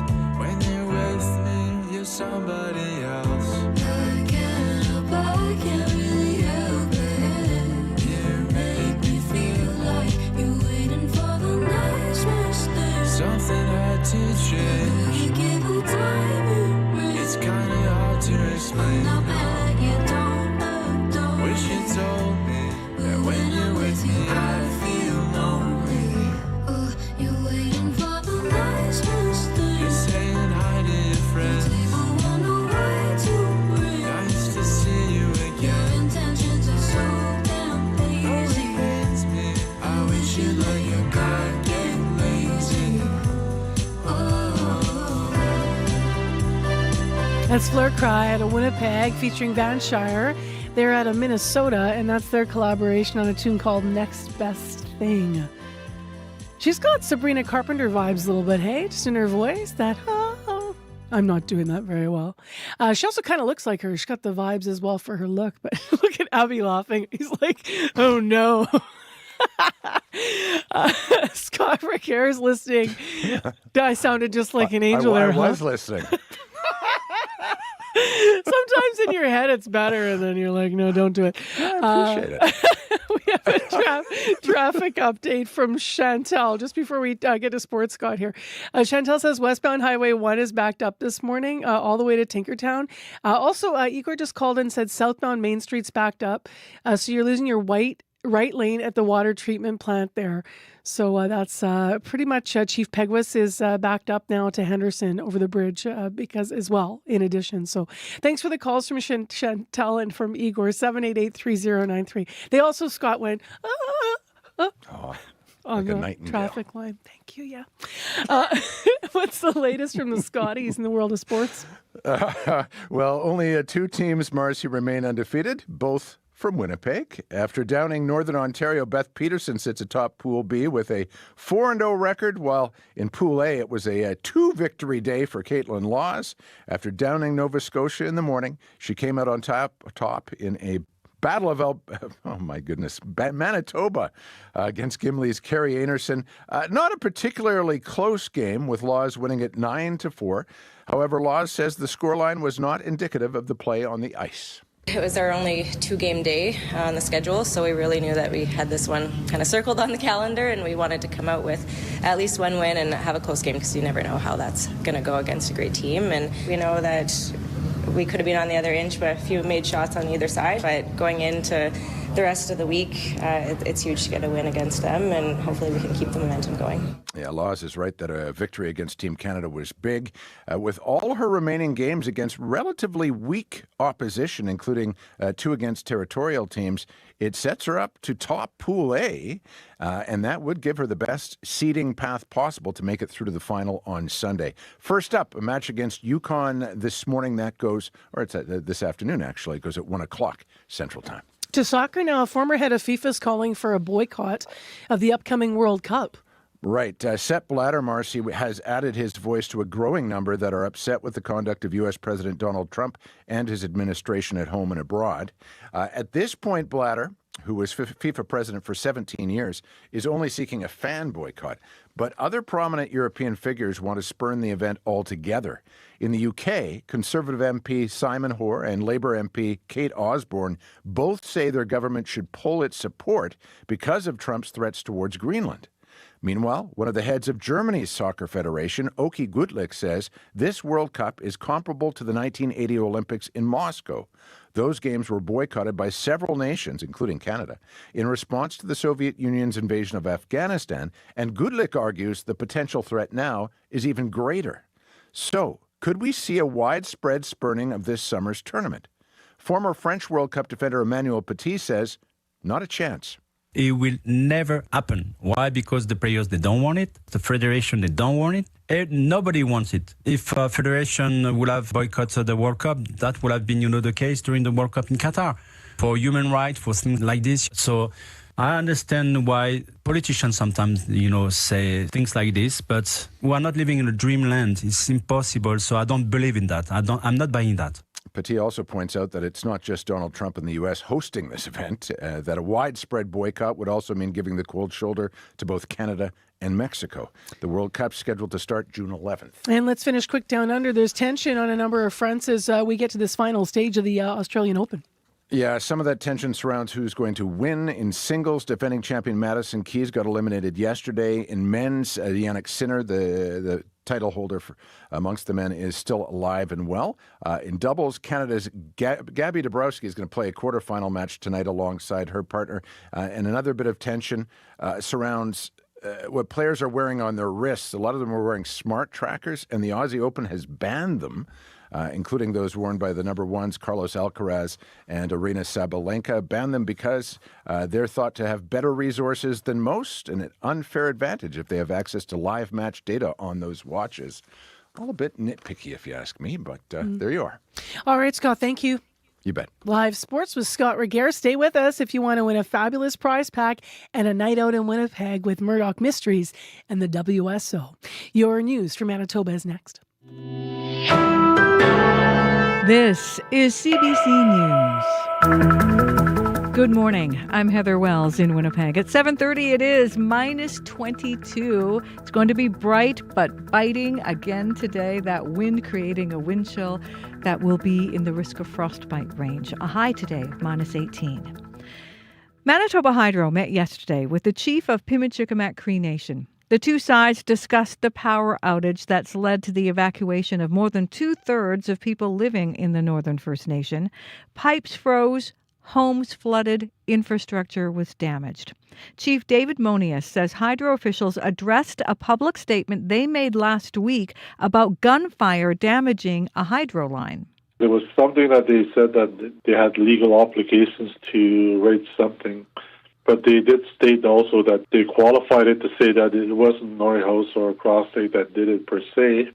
Monius says Hydro did not commit to building a second line to his First Nation as a means of making future outages less likely. Both sides, though, have agreed to meet again. The landlord of a Winnipeg mixed-use building that has been without heat for 3 weeks has told the province the boiler should be fixed by Friday. The building is at 875 Westminster in Wolseley. It has commercial units on the ground floor and apartments above it. Units are being kept warm for now using space heaters. Raina Enns lives there. They say the property manager has extended a $500 credit for extra electricity use during the heat outage. Enns says that will cover the hydro bill but won't be enough for all their extra costs. I'm staying in a hotel right now, so the room cost plus one of my pets is with me, one is with a friend who I'll be paying to pet sit as well, so just the costs continue to add up constantly. The province says it could issue an order if the heat isn't back on this week. The Manitoba Nurses Union says it may designate St. Boniface Hospital as an unsafe workplace. The union says its members will vote on whether to grey list that Winnipeg hospital. Grey listing discourages workers from taking jobs at a workplace. The Nurses Union previously grey listed Health Sciences Centre and the Thompson General Hospital. The Winnipeg Regional Health Authority says it has taken steps to improve safety at St. B, including rolling out a safety app this week. That app will allow workers to get emergency notifications and connect to security. The general manager of a Winnipeg community centre understands why the city wants to get rid of ground squirrels, but would be open to a different way. Winnipeg wants the province's permission to use pesticides to deal with the rodents.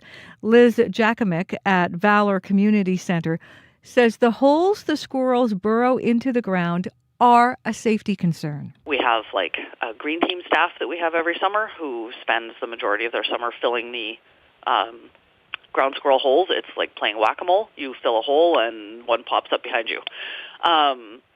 So the years where they're really bad, I'm not really sure how else we can get rid of them. Valor's Clifton site on Strathcona Street is one of 10 sites where the city hopes to use the pesticides. The city says it researched measures used in other prairie cities and found the pesticides are among the options. You can hear more on this story coming up in this next half hour right here on Information Radio. The United States is increasing its military presence in the Middle East as pressure mounts on Iran's government. A U.S. aircraft carrier is now in the Indian Ocean, and U.S. President Donald Trump says he is prepared to act in the face of Iran's response towards anti-government protesters. Today is International Holocaust Remembrance Day. Survivors returned to Auschwitz this morning to lay wreaths and to pray. They paid tribute to the more than 1.1 million people who were killed at the Nazi death camp, most of them Jews. Soviet forces liberated Auschwitz-Birkenau 81 years ago today. But during the Holocaust, 6 million Jews were killed. 91-year-old Sarah Weinstein survived. Today, she will address the United Nations. I have come here today with hands extended in a plea for peace in our world, so that the heart may have an open space to spread love. You can hear more national and international news coming up on World Report at 8. An elementary school in Thompson is one of only 2 schools in Canada to take part in a new international art program. Kids at Wapnook Community School are enjoying Crayola Creativity Week. It's an art and student showcase with a collaborative art project, reading sessions, and the unveiling of a mural made by students. Their teacher, Kirsten Svenkinson, applied for the school, and she says this is a big deal. The North doesn't get as much recognition as those in the South. Even schools in the South are getting more funding, more fun stuff coming to them. We don't really get that as much up here. And I think especially for these kids at Wapanook, it's going to be really exciting for them to know that they're part of something that's worldwide. The program involves 31 schools from 11 countries, and Svenkinson hopes the project helps students build skills and self-confidence. You can find more news updated throughout your day at cbc.ca/Manitoba. All right. Thank you, Heather. Thank you. Let's get into what's happening in the weather, and then we'll talk about the commute because there's been some calls in the last 15 minutes or so. But Abby, first, let's start with the temps. Yeah, Marcy, we're looking out for some sunshine today. However, the wind chill is something we will be dealing with as well. For most of the regions, we're seeing temperatures hovering between minus 24s down south, and we're seeing minus 25 around Swan River this morning. Winnipeg, we're clocking minus 22 to minus 25 at this time. We're expecting sunshine. Temperature's going to stay steady in the low minus 20s before we reach a high of minus 18. In the Pembina Valley region, we're looking at minus 19 at this time. The Westman region, we're seeing minus 24. The Parkland region, we're seeing minus 23. And the Interlake region, similar conditions, minus 23. Sunshine on its way to most of the regions, and we'll see highs between minus 20 and minus 18 for regions down south. While up north, we're going to see a mix of sun and clouds. The powerful influence at this time sitting around minus 24, warming up to minus 20. Thompson is around minus 25 with light snow. To Dooley Lake, we're seeing minus 23 there. Light snow also falling there. While in Churchill, we have blowing snow in that part of the province. Currently minus 17. Looks like a warm spot in the province this morning, but the wind chill feels like minus 33. So it's more like a sunny day, but the wind chill is something we will be taking into consideration. Winnipeg, minus 25 in the city. All right. Thanks, Abby. Thank you. Let's get into what I mentioned here. Corey, you've been getting some calls. Yes, I got a call from Igor. Southbound Main Street down to one lane, you lose your curb lane, he says, and that's meant big backups. It's right outside of the water treatment plant. So that means backups actually not only just on southbound Main Street, but also on Chief Peguis. He said it's backed up all the way to Henderson, going westbound on Chief Peguis. So look out for that. Chantel also called. She said westbound Highway 1, that it starts to really slow down around Tinkertown, so very slow going there. Not totally sure why, so just heads up with that. As well, Dugald and Mazenod this morning, there was an issue earlier, but that now has been cleared. There was a multi-vehicle collision in the curb lane. It's kind of been moved to the shoulder now, so should be clear for the most part. As well, just got a call from Sarah, westbound Marion and Goulet. There's an emergency vehicle blocking the curb lane. And that's actually preventing folks from turning on to Goulet from Taché as well. So look out for that. Other than that, though, haven't heard of any other issues out there. But if you're walking your bike and you're driving, you can give me a call. That number, 204-788-3093. All right. Thanks, Corey Funk. Thank you. Well, now it's time for our Murdoch Mysteries WSO contest. Manitoba, a mysterious place. There's cases to be solved. Your help would be music to my ears and yours, because this prize pack is so good, it's almost criminal. Solve the clue, and you could be enjoying 2 tickets to Murdoch Mysteries, Murder in F Major with the Winnipeg Symphony Orchestra, dinner at Kevin's Bistro, and a limo ride to get there, as well as a meet and greet with the actor who plays Lewin Watts on Murdoch Mysteries. So that's what we're looking for, you solving the mysteries. We just started the contest yesterday. All the correct answers emailed in will be entered into the draw. So if you weren't with us yesterday, we're about to announce the person who's going to be in the draw and answered correctly. But here was yesterday's mystery clue. This suave Manitoban thief pulled off an incredible gold heist and broke out of numerous local prisons, only to disappear into thin air and never be seen again? The answer, Ken Leishman. Ken Leishman, we also accepted the Flying Bandit. So if you emailed that answer to win@cbc.ca yesterday, everyone who did that, you've earned one entry in our contest. So you can enter if you get all of the answers to the mysteries right. You can do the math. Monday to Friday, we're running the contest. You'll be entered 5 times. So congrats if you got that right. Flying Bandit or Ken Leishman. You might know, or you might have looked up, that he started robbing banks in Toronto. He would be dressed to the nines. He was known as a gentlemanly thief, and he pulled off what was the largest gold heist in Canadian history, which is now the second in recent memory because of that modern heist. But he took gold off an Air Canada flight. In his criminal career, he also escaped local Headingley Penitentiary and Vaughan Street Jail here in Winnipeg, and eventually he left his criminal ways behind, and he was a Northern Ontario pilot whose plane crashed.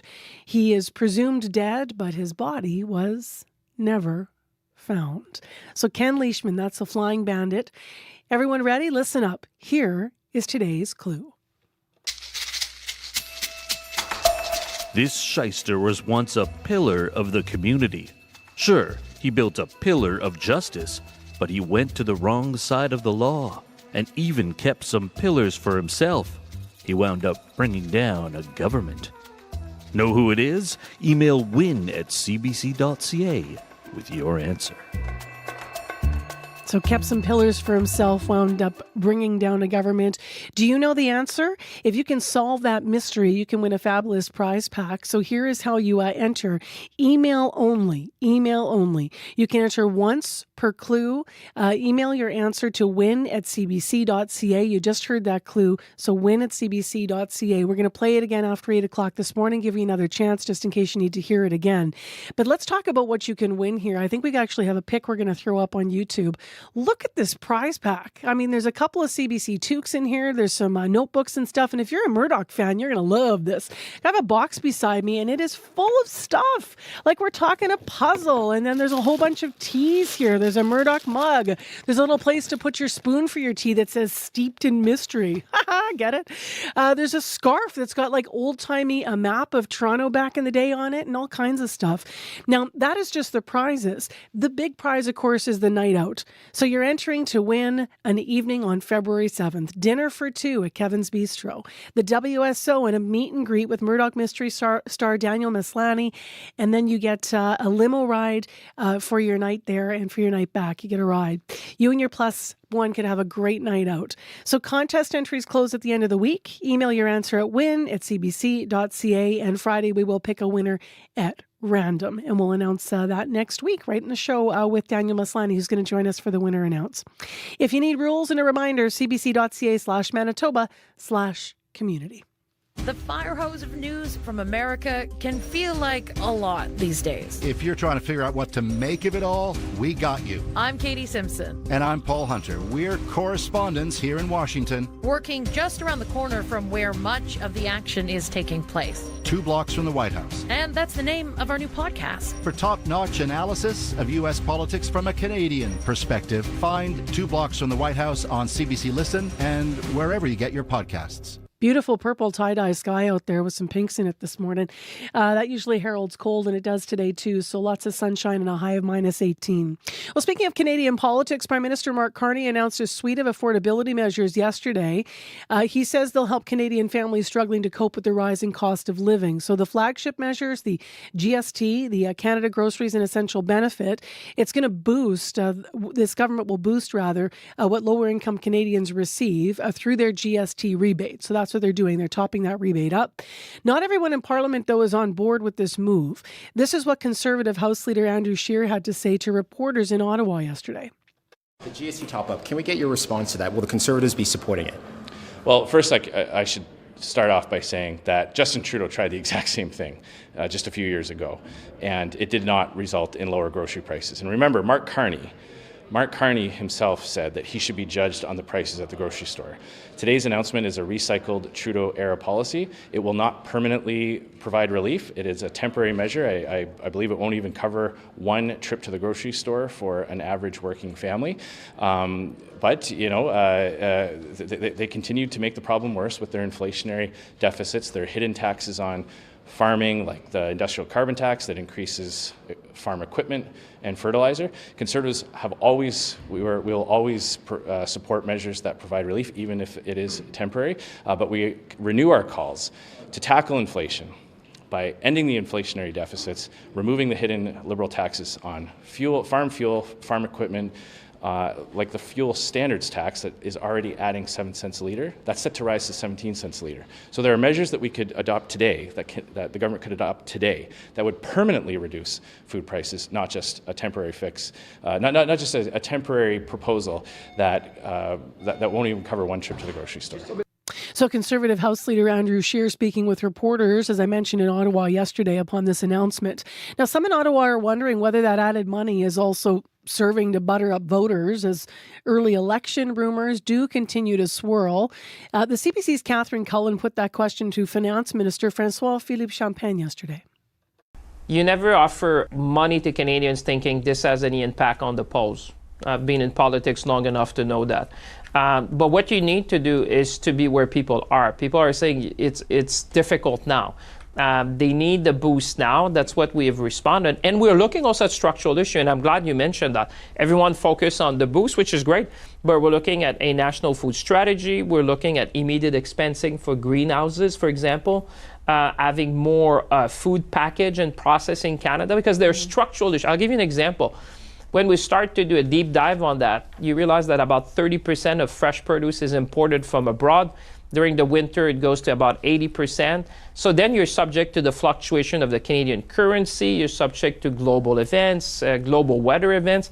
So if we grow more, have more food security in the country, I think we all win. We want to be more resilient, produce more in Canada. But for the now, the Conservatives are out there saying there are different ways you could have addressed this issue. They don't like the clean fuel standard. There are things that you could have done that would actually affect the price at the checkout. Whereas in this case, you're helping about 12 million people, according to government estimates, by just putting more money in their bank accounts.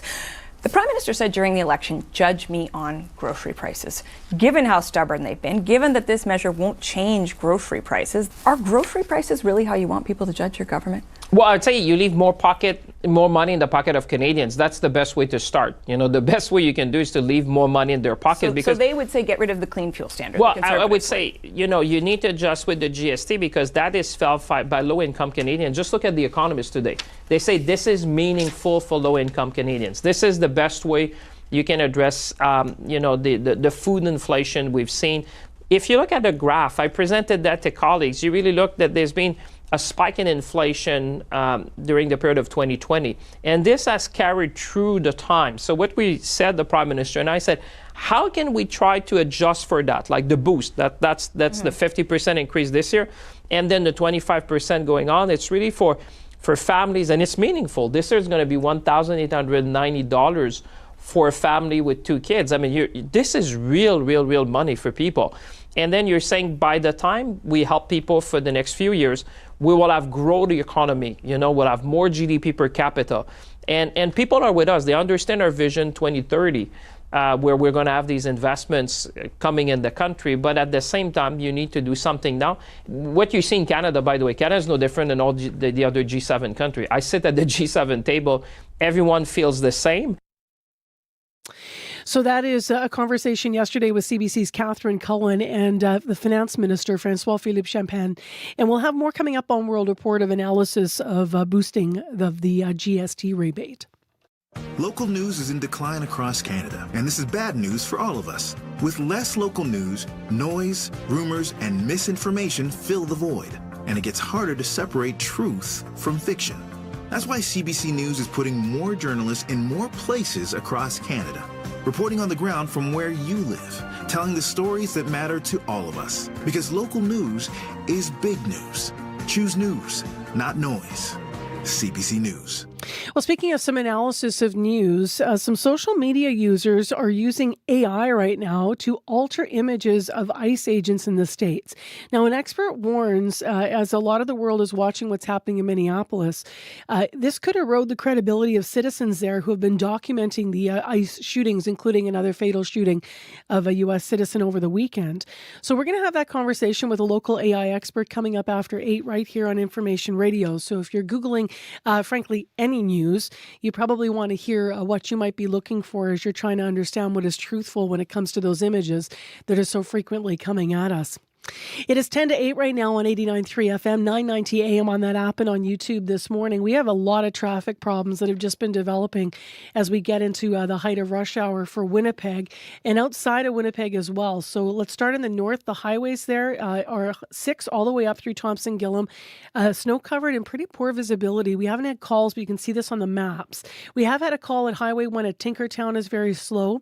And within the city, we've got westbound Marion and Goulet with an issue. Southbound Main at the water treatment plant, you're losing a right lane there, and Chief Peguis is then really backed up. Apparently, you could be stuck in that bridge listening back up to Henderson.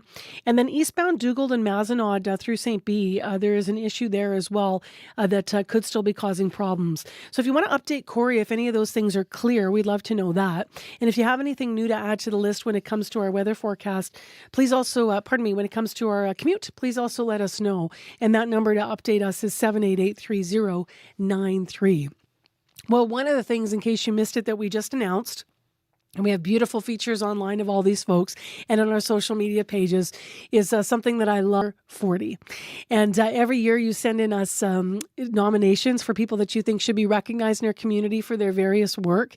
And all could be work in the sciences, community work, volunteering, advocacy, Future 40.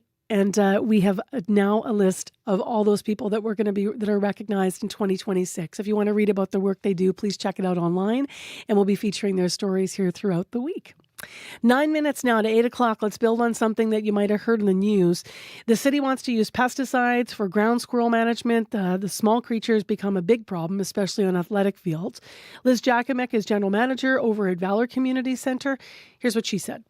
They can go anywhere from being a nuisance to being actively dangerous, especially, when you've got kids playing and they're running around playing soccer, for example.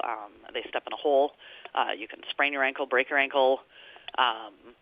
Adults, too, can step in them and twist your ankle, that kind of stuff. But kids, for sure, because their feet are smaller, can, absolutely get their whole foot in there and then break something if they fall the wrong way. James Harris with us, professor of biological sciences over at the University of Manitoba. He studied ground squirrels for over 30 years. He's still worried, as he has been for years, about how the city approaches this. Hi, James. Good morning. How are you? I'm well. So you've been saying for years this is inhumane. Tell us why and tell us what you think would work better. Well, it's not inhumane to have to practice control. I sympathize with the circumstances because you cannot have active ground squirrel populations on athletic fields where people are running, right? It does pose, a risk of injury. The problem lies in the method they propose to use. There are, ways you can control ground squirrels. Some of them are non-lethal. Some of them are lethal. And I will confess that many of the non-lethal methods are exceedingly labor-intensive.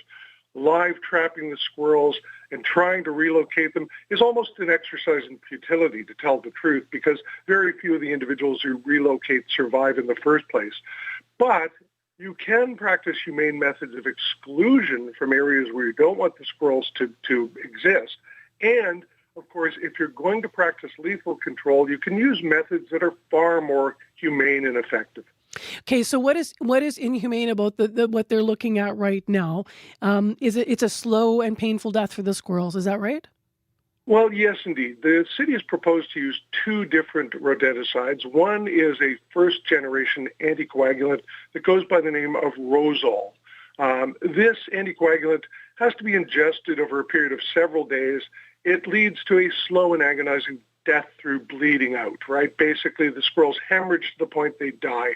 The other problem with that anticoagulant is that non-target species come into contact not only with the baits themselves containing the poison, but they scavenge the carcasses and, of course, kill individuals who are anemic, who aren't, able to escape from predators. So predators themselves come to ingest this. Pets ingest it. So it causes collateral damage to non-target species. Mm-hmm. It's not pleasant at all. The other rodenticide they propose to use is called Rocon, which is a white mustard powder combined with an expanding foam, basically, that suffocates them in the burrows, is the theory. The problem is that the ground squirrel escape burrow systems have many entrances, and when you inject the expanding foam into those burrows, attempting to suffocate them, it comes out unblocked burrow entrances. The squirrels also have blind pockets that, essentially they have evolved to dig in defense of flooding. So they could get out. Yeah. Well, they can get out and they can take refuge within, but then, of course, they're exposed to very, sort of mustardy conditions, awful conditions within the existing burrows. Yeah, it's just miserable. So I have two questions in 2 minutes. So the first one is there anything, and I'm sorry, but I don't mean this to come across too bluntly or inhumanely, but if suffering is a challenge and you need to control the population, is there something that could kill these squirrels faster? There is one commercial bait that incorporates a low concentration of zinc phosphide that, when ingested by the squirrels, produces phosphine gas that basically causes multiple organ systems to shut down, pulmonary edema and heart attack, basically. Less suffering. Less suffering, far quicker death than caused by the anticoagulant they're proposing to use. But still secondary poisoning, probably, if animals find the carcass. Not as much, because this breaks down. It doesn't leave residues that are toxic to other animals. It is highly toxic, though, if they ingest the baits themselves. Okay. So this has to be done very carefully. The baits have to be presented in bait stations, excluding, children, pets, other, animals, right? From so getting some challenges there. And then the critical question is what you were talking about geographically or considering the breeding season. How would that actually work to control where the squirrels are, in your view? Well, you would have to practice this control ideally during the breeding season before females give birth to young of the year. That way, basically, each female can have up to 14 young in a litter. So by taking out a breeding female, you're taking out, the female and 14 young at maximum. So practicing it early on avoids having to kill many of the young, who most of which die anyways, right? Provide a prey base for other predators and don't make it through their first hibernation. So control after the breeding season is largely futile. It needs to be done early as they emerge from hibernation, early to mid-March. So what's up here, James, just briefly? Is this a cost issue? Why wouldn't the city, presumably everybody would want to look at something humane and effective if there's something out there. So why hasn't this happened? A different method in your view? I really can't infer what the city is thinking on this. It may be a manpower issue. To be able to get around to all the affected playing fields during the breeding season may prove problematic. They may not have the manpower to do it. But, you can't just keep doing this year after year on an ongoing basis, considering in particular the collateral damage to other species, right? If you're prolonging the period of control where you're putting poison baits in the environment, it's highly detrimental. So they need to muster the manpower. And in fact, it would be far more effective. It'd be a very short period where you'd need, intensive labor, and then it would be done. Thank you very much for your time. Truly my pleasure. Have a wonderful day. James Hare, Professor of Biological Sciences at the University of Manitoba. Heather? The Manitoba Nurses Union may designate St. Boniface Hospital as an unsafe workplace. The union says its members will vote on whether to grey list the Winnipeg Hospital to discourage workers from taking jobs at St. B. We'll hear more in our next local news coming up at 8:30. All right, thanks, Heather. Thank you. Still ahead, some social media users are using AI to alter images of ICE agents. Could you tell if you were looking at footage down south what was real and not? We're going to find out from a local expert why you might be should be concerned if you can't tell and why. So stay tuned for that. You're on CBC 89.3 FM.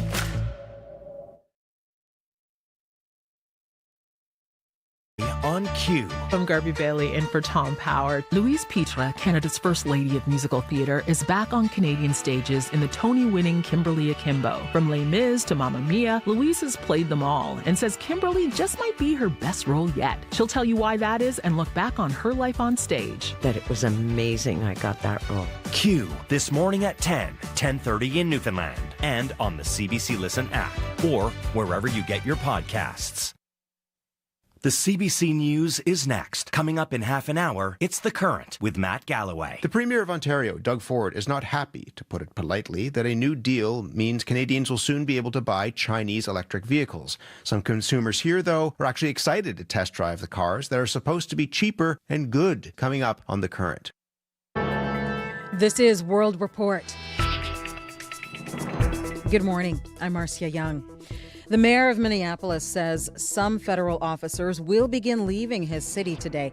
Jacob Fry says he urged U.S. President Donald Trump to end his immigration operation. The demand for an independent investigation is growing louder. On the weekend, 37-year-old Alex Preddy was shot and killed by an ICE agent. Demonstrations continue throughout the city, including outside a hotel where ICE agents are believed to be staying. The CBC's Katie Simpson was there as the chaos unfolded quickly. Demonstrators made as much noise as they could outside a hotel where ICE agents have been staying. They called it a goodbye protest, dedicated to Greg Bovino, the widely criticized Customs and Border leader who has been pushed out as head of immigration enforcement operations here. Leave the area peacefully. If you do not do so, you may be subject to arrest. State police warned the crowd, leave or else you will be arrested, and that they are prepared to use tear gas and less than lethal force. That is when officers in riot gear lined up in formation, running at demonstrators who began to retreat.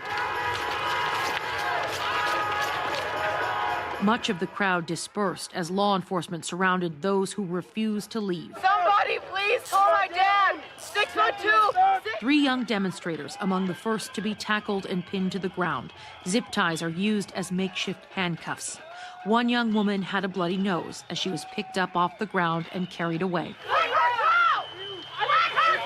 Officers continued to pursue demonstrators for another 30 minutes or so, eventually clearing the area, ending yet another clash in this community that remains on edge. Katie Simpson, CBC News, Maple Grove, Minnesota. The United States is increasing its military presence in the Middle East. As pressure mounts on Iran's government, a U.S. aircraft carrier is now in the Indian Ocean. And U.S. President Donald Trump says he is prepared to act in the face of Iran's response towards anti-government protesters. As senior international correspondent Margaret Evans reports, human rights groups say the ongoing internet blackout is making it difficult to verify the number of dead. What we're witnessing is extermination, systematic mass murder. Payam Akavan is an Iranian-born Canadian lawyer and former UN prosecutor in The Hague. Last week, he addressed the UN's Human Rights Committee, citing a network of doctors inside Iran, putting the number of dead at 16,500, most believed killed on January 8th and 9th, just after the internet blackout was imposed. And the new report has been revised upwards to 33,000. That is a conservative estimate based on existing clinical and forensic records. The Iranian regime's official estimate last week was just over 3,100 dead, blamed on outside agitators from Israel and the U.S. The U.S.-based human rights activists news agency says it's verified 6,126 deaths and is investigating another 17,000. It's extremely difficult to verify information accurately given the shutdown, but reports that do make it out follow a pattern of many people being shot in the head or torso, and of security forces raiding hospitals. This is testimony from a man in Gorgan, northern Iran. We're protecting his identity. In hospitals, some of the wounded were finished off with close-range shots, he's saying. I know this from hospital staff because I work in this field and have contacts. There are also numerous reports of bodies being buried in mass graves. Margaret Evans, CBC News, London. The Foreign Press Association is calling on Israel to allow international journalists into Gaza. The case is currently before Israel's Supreme Court, but while the judges consider their decision, Gaza continues to be a deadly place for Palestinian reporters. The CBC's Sasha Petrusik has the details. A funeral in northern Gaza, Palestinian journalists burying 3 more of their colleagues. We are facing real risks, says Ahmed al-Bata. Death comes with no warning. That's what happened to the 3 photojournalists documenting the work of an Egyptian relief agency. One of them sent up a drone to capture the scene. Moments later, an Israeli airstrike targeted their car. All 3 died instantly, say witnesses. Israel says the drone posed a threat to its troops, suggesting, without evidence, it was connected to the militant group Hamas. Journalists here deny that. Reporter Shams Shana says Israel wants to keep Gaza's news from being seen. They don't want the world to see the crime here in Gaza. Abdel Shat's mother mourns. Shat was one of those killed, a photojournalist for the news agency AFP.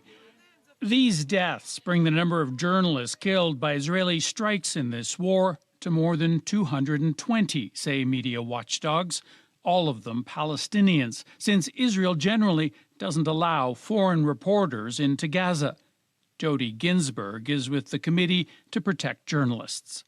That makes Gaza the deadliest place for journalists in recent history. And despite a ceasefire that slowed fighting, it continues to get deadlier. Sasha Petrusik, CBC News, Jerusalem. A historic trade agreement has been signed between the European Union and India. Friends, आज भारत ने अपने इतिहास का Prime Minister Narendra Modi announcing the deal. It will significantly drop tariffs on EU exports. A reciprocal move will cover nearly 99% of Indian exports.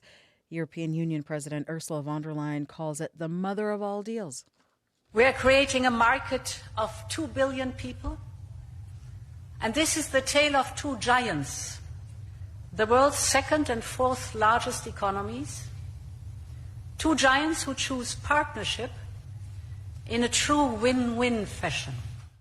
The deal also includes a framework that would make it easier for India's tech professionals to work in EU countries, and it would strengthen defense and security cooperation. Prime Minister Mark Carney says he stands by the remarks he made at Davos, and he did not walk them back on the phone yesterday with U.S. President Donald Trump. To be absolutely clear, and I said this to the president, I meant what I said in Davos. It was clear, it was a broader set of issues, that Canada was the first country to understand the change in U.S. trade policy that he had initiated, and we're responding to that. U.S. Treasury Secretary Scott Bessent told Fox News last night Carney had softened his position. But minutes ago, the Prime Minister told reporters Trump phoned him, and they had productive discussions about Venezuela, Ukraine, and Arctic security. The Prime Minister's speech in Davos may affect Opposition Day in the House of Commons. Today, it is Conservative leader Pierre Poilievre's turn to lay out a vision for the future. Let's bring in Janice McGregor from our Parliamentary Bureau. And Janice, what can we expect from the opposition leader? Marcia, Mark Carney's speech in Davos sounded notes that many wanted to hear, even in Conservative circles. Pierre Poilievre admitted that, gave the Prime Minister credit even. But with a review of his own leadership coming up at the Conservative convention this weekend, he also needs to continue to attack and offer an alternative. He hasn't had a news conference in a while. Instead, he's been using his social media channels to reach supporters. The rhetoric has changed, but the reality is not. The illusion of purpose is there, but the results have not shown up with it. We need to do things, not just say them. As part of trying to look like a party with its own plan to defend Canada, Conservatives are using their first opposition day in the House of Commons today to debate alternative legislation that they first promised last summer. Their vision of a Canada Sovereignty Act would repeal legislation that Conservatives argue is blocking economic development, reward investors who put their capital to work in this country, offer incentives to provinces to lower their own trade barriers, and prevent Canadian inventions from being sold off to other countries. Now, votes on motions like this are non-binding, but we will see if the Liberals embrace any of these ideas. Pierre Poilievre is always telling Mark Carney he's free to steal his ideas. Thank you, Janice. You're welcome. The CBC's Janice McGregor in Ottawa. That is the latest national and international news from World Report. News anytime. CBCnews.ca. I'm Marcia Young.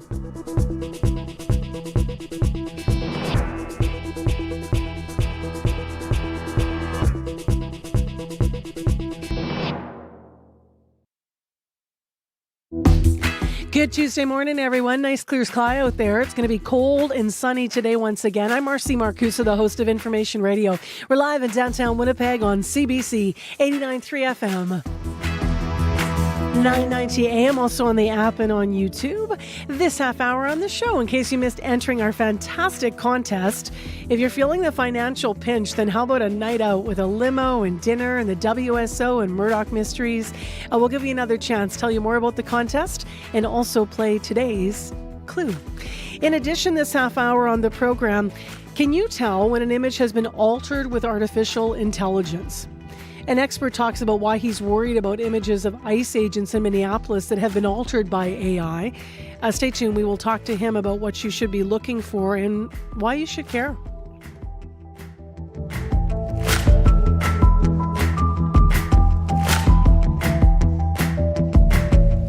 Well, unaltered, I can vouch for her all day long. Here's Heather Wells in our news center with headlines. Good morning. Well, a person who lives in a Winnipeg apartment building that hasn't had heat for 3 weeks is skeptical about a pledge to fix the boiler by Friday. The mixed-use block at 875 Westminster has been without heat since January 4th. Raina Enns lives there and says they've heard a lot of promises and they'll believe it when they see it. And the Manitoba Nurses Union may designate St. Boniface Hospital as an unsafe workplace. The union says its members will vote on whether to grey-list that Winnipeg hospital. The Nurses Union previously grey-listed Health Sciences Centre and the Thompson General Hospital, and grey-listing discourages workers from taking jobs at certain workplaces. We'll hear more in our next local news coming up at 8:30. All right, Heather, thank you. Thank you. Abby Adeyemi now with our forecast. If you're making a transition outside, you definitely know it is cold outside. Cold and bright Tuesday across the province. Plenty of sunshine in the forecast for the southern part of the province. Well, we're already seeing those light snow moving through the north. We have ice crystals around Thompson, tracking it towards the Lane Lake and Tudor Lake at this time, where we're seeing temperatures around -25, -26. But for the southern part of the province, we're looking at morning temperatures sitting between -22 to -24. Lots of sunshine in the forecast. Highs will be between -18 and -20 later in the day. While up north, we're already seeing the snowy start, tracking it all the way from the Par towards Churchill this morning. Temperatures between -17 and -25, and highs will only climb to about -20 under breezy conditions. So expect clear conditions, lots of sunshine in the south. Winnipeg sitting around -20 and -25 at this time, and we'll see our highs near -18 to the wind chill, close to -35. All right, thanks, Abby. Thank you. Stick around, though, because there's a bit of a story here, because sometimes we come across people who know the show. And Corey, you recently ran into someone, eh? Well, yeah, actually, my wife, she was in her in the staff room. She works with someone, and they found out that she's married to someone who works at CBC. And she's like, oh, who's that works at CBC? She's like, oh, my husband, Corey. She's like, Corey Funk? And it was like, yeah. And she's like, oh, can you tell Corey? And I was like, so excited to hear. Can you tell Corey that I'm a huge fan of Abby? And I was so I excited. didn't see that coming. I know. I was so excited to feel famous for a second, and then Do you want to know the best part of this story? That happened to me too. really, Yeah. No. I was in a class. It's the best. I love this because we're all a team and you never know. But sometimes you think this is going to end with, oh, I listened to you. Mm-hmm. I was in a class and someone said the best part of, Marcy's show, this young woman said, is Abby. Oh, okay. Okay. Hey, we agree, man. We love you, brother. It's but true. isn't that awesome? Mhm. Look I at know. him. He's blushing now. I knew we'd make him blush. I tried defending that I'm Abby at a car dealership some time ago. Yeah. Like I said, They didn't believe it was he didn't you? believe it was. I'm like, okay, here I am on YouTube, and like, okay, it's him. I'm like, okay, I'll take that. Your billboard's coming soon. Yes, exactly. We'll take it too. All right, let's talk about what's going on in the commute this morning. Lots Yes. of exhaust fog, but we've kind of had this like crash of calls. I shouldn't use the word crash, but we're talking about the commute, but kind of had this rush of calls like at the same time about Yes. half an hour ago Yeah, or 45. and What's actually up? a lot of them are about a multi-vehicle collision at Goulet right now in Marion. So essentially what's happening, it happened right at that split where it goes kind of between Marion and Goulet. Heard from the traveling Transconia, it's kind of like right on the far kind of left lane there at the split. So it's really causing some backups, as you can imagine, people trying to go on to Goulet there from westbound Marion. So heads up there. Crews are working, at least what the city says, to clear that. But right now you might just want to avoid that. So it's actually, well, and then also Goulet and Taché. It's hard to know because I got a few calls about that general area because about a stalled vehicle earlier, but it sounds Goulet and Taché and then around Goulet and Marion, that whole area, that split there where things kind of go a little wonky. That area there's an issue. So look out for that. Also, just heard from Chris, who gave us a call. He said on the left lane, northbound Pembina at Bison, there is a stalled car. And as you can imagine, because it's Pembina, very backed up as well right now. So left lane on northbound Pembina, look out for that. And finally, Igor mentioned that you lose the curb lane going southbound Main Street. So you do want to look out for that. That's right outside the water treatment plant. So really backed up southbound Main Street, way up north there. But also that's kind of affected westbound Chief Peguis. He said it was backed up all the way to Henderson. So slow going in that area this morning. And if you do see anything else, though, you can give me a call on the CBC commuter line if you're walking, bike, and driving. Would love to hear from you. If you also just want to tell me how much you love Abby, I would take that call too, because we all love Abby. 204-788-3093.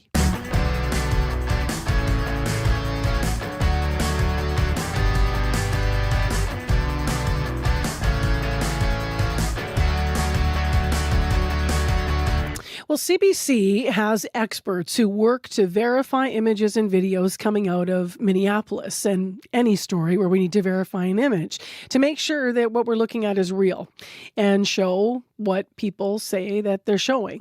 Now, we're confident with what you've seen in our news and on our website because of that, but not all of the images right now are real when it comes to these cases in Minneapolis.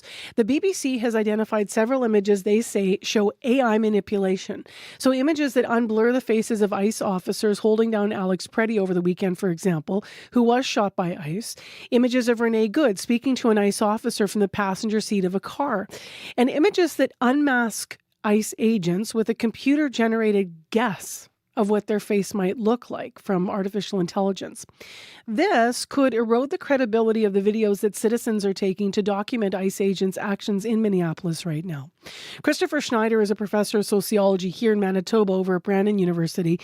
He wrote a book called Police-Borne Body Cameras, Media, and the New Discourse of Police Reform, and he's here to weigh in. Good morning. Good morning. Why don't we, as we're scrolling and trying to understand this story of our, close neighbor here down south, why should people be concerned if they, about what they're looking at being the truth? Well, I think one of the major concerns here is this idea around transparency, but also trust. So the great promise, for example, of body-worn cameras is that they would bring transparency to law enforcement operations and policing. However, the evidence arguably suggests that a lot of social media has done that for us. I think a really big concern here that's getting a lot less attention is last week, the White House released a digitally manipulated image of a photograph of an arrest featuring a federal agent. And what that suggests is that any sort of information that now the federal government in the United States releases, could that also be digitally manipulated, say body-worn camera footage, to suit sort of the interest or the narrative that the White House is putting forward? And that's a major institutional departure of the handling of evidence. And I think Canadians really need to pay attention here to make sure that we have good safeguards and policies in place to make sure that never happens in the Canadian context. One of the analysis of the Renee Good video on CBC News Network, looking at one of the videos, also noted not AI manipulation, but an editing point where there was a sort of a clear black edit, where there's a black screen. So you're missing sort of some footage. So there's a lot of things that have to be considered when we're looking at things. What's the impact that AI generated footage could have on the credibility then of citizens who are trying to document ICE agents right now, in your view? I think what it does is what we're seeing, which I think is unique here, is no image, video, body-worn camera footage, any of it is ever objective. Rather, narratives are overlaid onto these images, even in courtrooms, right? Body-worn camera footage is introduced in the courtroom. You have two sides trying to convince a judge or a jury of what it is they're seeing. What we're seeing now coming out of Minneapolis is a variety of competing narratives from the federal government, state and local, civilians online. And what we're seeing is the mapping and the creating of AI-generated images to then be consistent with the narratives, which is unique and different. So, for instance, we all know that Alex was not armed and he had a cell phone in his hand. We find an AI-generated image with a gun doctored into his hand that's being shared on right-wing platforms to be consistent with the federal government's narrative. On the other side of the political spectrum, we have people who I think are well-intentioned, who have tried to clarify or make crisp the image that we all know of the ICE officer holding the gun to the back of Alex's back as he's on his knees. And what that does is that image, also AI generated, has removed, accidentally we assume, the gun from the ICE agent and also distorted Alex's face. So on the left side of the political spectrum, they're trying to advance that narrative of what it is that we saw. So all of this leads to sort of a baseline erosion in trusting what we can see sort of at every angle. Mm-hmm. And when you say Alex was not armed, I just want to clarify here, because armed as in armed holding the gun. He did have a gun in the back of his pants at one point that had been removed. Correct, yes. But you're talking about gun in hand as the AI perspective, and then seemingly the face is being demasked as well as another issue. Why do you think people are turning to AI to try and demask the ICE agents and mock the images? And I'll just caution here, you're watching on YouTube some of the examples here, and we've very clearly labeled what has been AI generated. But why do you think people are turning to that right now? Well, I think there's a clamoring for transparency, right? Transparency is characterized by visibility. So on the one hand, the public, this is also, in Canada, the United States, elsewhere, they want transparency in all law enforcement operations, from policing to federal law enforcement operations. And, in the United States, when you have ICE agents who are covering their faces, that is incongruent with transparency. We cannot see that. And so I think that the public wants the transparency, and that's consistent with all the narratives that have gone back about in relation to reforming and making police better, more transparent. And we explored this process in our Police Body-Worn Cameras book that was published last week. The U.S. and Canada, obviously different countries, different places, but what are the rights of a Canadian if they are going to film police, for example? Right now, the filming of police is legal, both in the United States and Canada. You cannot interfere with a law enforcement operation. So if you get in the way and try to stop it, that's another matter. But if you're at a distance, a safe distance, and you're not interrupting or interfering with the law enforcement investigation, it is legal to document and record law enforcement interactions with civilians. Just last, what kind of safeguards or policies could be put in place around AI-generated content moving forward in this context of competing narratives, and if there, are things changing, and especially we're looking down south for the, but even here, but I mean, in the States, there's competing narratives, as you said, Christopher. So if there's competing narratives of people who are going to alter images, purposefully, I'm not sure if a policy will help. So it's hard for me to ask that question, but what are your thoughts on that? I mean, I think a policy in place to not allow the government in the Canadian context to ever digitally manipulate or alter images that are being presented as evidence. And this is really important. Again, the other side of the transparency coin is trust. And we know that trust has been steadily declining. Indeed, the Pew Research Center put out a piece in December, steadily declining in the American government for the past 70 years. And right now, Democrats exhibit 9% trust in the federal government. So we as Canadians, as individuals, need to work on nurturing trust in institutions, whether it be policing, government, medicine, and there'll never be universal trust, obviously, but there needs to be some kind of baseline trust. And one way I think of ensuring that is to put in policies that we can all agree on, that evidence should not be manipulated in relation to criminal justice evidence, to ensure that we have some kind of baseline trust that what the government or the police are presenting as evidence is in fact not manipulated. All right, we'll leave it there this morning. Thank you for your time. Thank you. That is Christopher Schneider, professor of sociology over at Brandon University here in Manitoba, author of the book called Police Body-Worn Cameras, Media and the New Discourse of Police Reform. The fire hose of news from America can feel like a lot these days. If you're trying to figure out what to make of it all, we got you. I'm Katie Simpson. And I'm Paul Hunter. We're correspondents here in Washington. Working just around the corner from where much of the action is taking place. 2 blocks from the White House. And that's the name of our new podcast. For top-notch analysis of U.S. politics from a Canadian perspective, find 2 blocks from the White House on CBC Listen and wherever you get your podcasts. 8:25, some good news on our traffic commuter line from Suzanne, who called us. Thanks, Suzanne, for calling. The collision at Goulet and Taché is now clear. Now, there is still a stalled car in the right lane at Marion and Goulet, but the collision at Goulet and Taché is clear. 788-3093 if you want to update any other situation out there that is still a problem on your morning commute. Well, up next.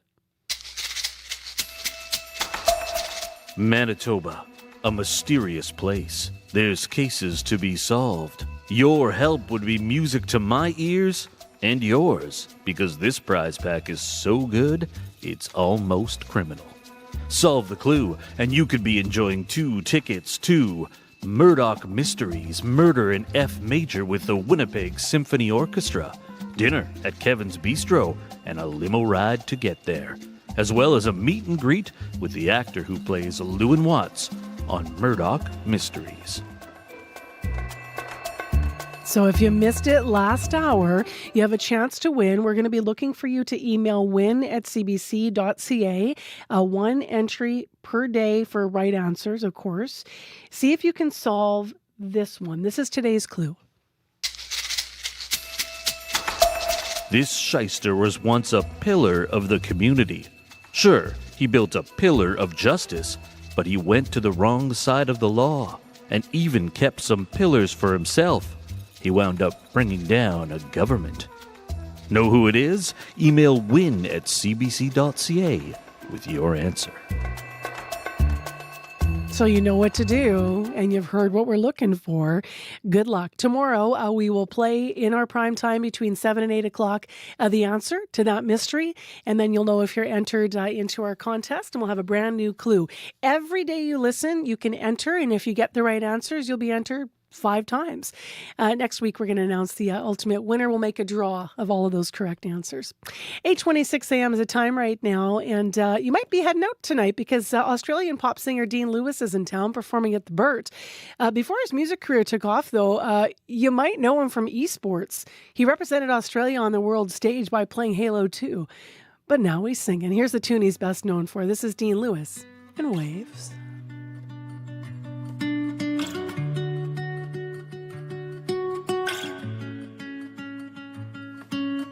There is a swelling storm, and I'm caught up in the middle of it all. And it takes control of the person that I thought I was, the boy I used to know. But there is a light in the dark, and I feel in my hands, my heart. Why can't I hold on? It comes and goes in waves. It always does. Always does. We watch as our young hearts fade into the flood. Through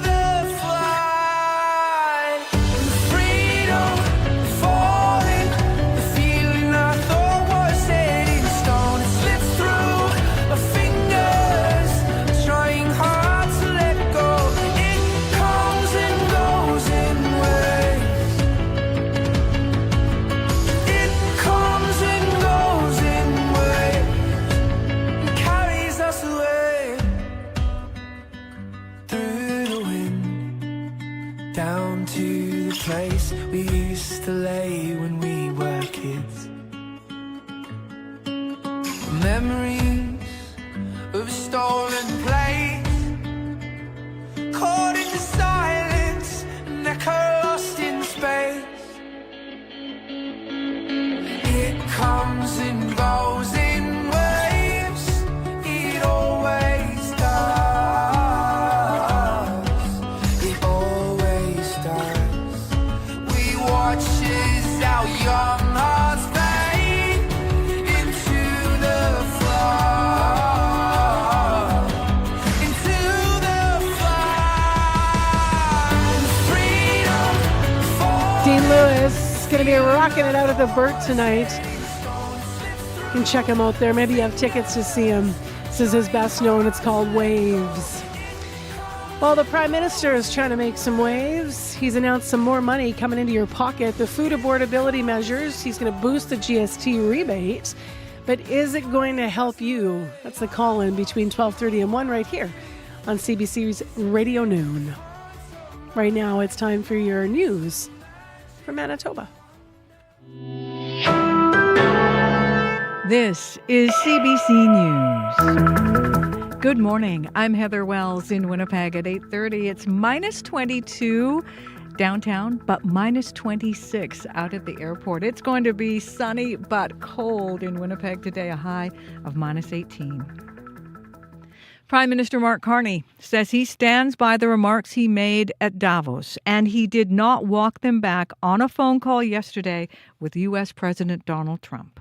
To be absolutely clear, and I said this to the president, I meant what I said in Davos. It was clear, it was a broader set of issues, that Canada was the first country to understand the change in U.S. trade policy that he had initiated, and we're responding to that.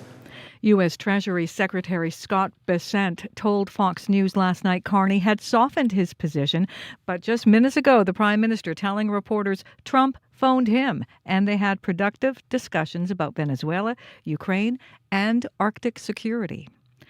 A person living in a Winnipeg apartment building that hasn't had heat for 3 weeks is skeptical about a pledge to fix the boiler by Friday. That mixed-use block at 875 Westminster has been without heat since January 4th. According to the province, the landlord, Thorwin Properties, says the boiler will be fixed January 30th. Raina Enns lives in the building and says they'll believe it when they see it. We've had a lot of promises. I think probably at least 10 emails of, we'll get it back tomorrow. Thanks for your patience. It'll come back tomorrow. It'll be done by tomorrow. So I don't believe this one. Yeah, bad track record. And says Thorwin has extended residents a $500 credit for increased electricity use. That's because people's units are being kept warm with space heaters for the time being. The chief at Pimachikamak Cree Nation met with Manitoba Hydro officials yesterday discussing the destructive power outage in that northern First Nation. Pipes froze, homes flooded, and infrastructure was damaged. About 4,800 of the 6,900 people living there are now evacuees. Chief David Monias met with Hydro CEO, board chair, and NDP cabinet minister Adrian Sala. Monias says there was no commitment to build a second power line to his community as a means of making future outages less likely. They did state that they were looking at the line to see and examining it more in terms of reliability and so forth, and if a second wire may be required. Both Monias and Hydro say they have agreed to meet again. The Manitoba Nurses Union may designate St. Boniface Hospital as an unsafe workplace. The union says its members will vote on whether to grey-list that Winnipeg hospital. Grey-listing discourages workers from taking jobs at certain workplaces. The Nurses Union previously grey-listed Health Sciences Centre and the Thompson General Hospital. The Winnipeg Regional Health Authority says it has taken steps to improve safety at St. B. That includes rolling out a safety app this week. That app allows workers to get emergency notifications and to connect with security. A Manitoba biologist says pesticides the city wants to use to get rid of nuisance ground squirrels will bring them to a slow, painful death. James Hare is a professor emeritus at the University of Manitoba's Biological Sciences Department. He says the city should find a better way. I've had conversations with the city before about humane methods of control. I honestly think they would be better served by practicing humane and effective methods of control rather than persisting in suggesting alternatives that cause animals to suffer and ultimately don't take care of the problem. Winnipeg is seeking the province's approval to control ground squirrel populations at 10 athletic fields. The city says the holes the animals dig pose a safety hazard for people and also destroy green spaces. A Thompson Elementary School is one of only 2 schools in Canada to be part of a new international art program. Kids at Wapanook Community School are enjoying Crayola Creativity Week. It's an arts and student showcase with a collaborative art project, reading sessions, and the unveiling of a mural made by students. The teacher, Kirsten Spenkinson, applied for the school. She says this is a big deal. The North doesn't get as much recognition as those in the South. Even schools in the South are getting more funding, more fun stuff coming to them. We don't really get that as much up here. And I think especially for these kids at Wapanook, it's going to be really exciting for them to know that they're part of something that's worldwide. The program involves 31 schools from 11 countries. Spenkinson hopes the project helps students build skills and self-confidence. You can find the latest news updated throughout your day. Just head to cbc.ca/Manitoba. All right, thanks, Heather. Thank you. Heather Wells and Megan Ketcherson and Joni Nicolo in our news center. In Studio 15, Darren Marash, as well as Albie Adiemi and Corey Funk. And then this morning, associate producers who contributed to the show, Zabina Ahmed, Sierra Sanders, Sophia Peralta-Barone, and Jenna Badasso. Thank you, everyone, for your work on today's program as we get ready to wrap it. Let's have a last look at our commute with Corey. Northbound Pembina at Bison, you lose your left lane, says Chris, and very backed up because of that. As well, southbound Main, says Igor, you lose your curb lane at the water treatment plant, causing me backups on southbound Main and on westbound Chief Peguis this morning. Thanks, Corey. Thank you. Abby. It's going to be bright but frigid one across the province. Sunshine dominating the south, while light snow already blowing in the northern parts of the province this morning, where we're seeing temperatures close to minus 25. But down south, temperatures between minus 19 and minus 24. Winnipeg, we've been around minus 25, 24 all morning. Sunshine already out there. We warm up to minus 18. All right, well, we'll be back tomorrow bright and early, and we hope you join us on Information Radio here, and hopefully you have a great rest of your day here in Manitoba. We have a really interesting medical column tomorrow. When you hear your appendix burst, usually you think surgery, right? There's growing evidence in some cases antibiotics are a better option. So that's going to be on our medical column tomorrow and more. We hope you join us again for Information Radio on CBC. I'm Marcy Marcusa. The Current is coming up next. Have a great day.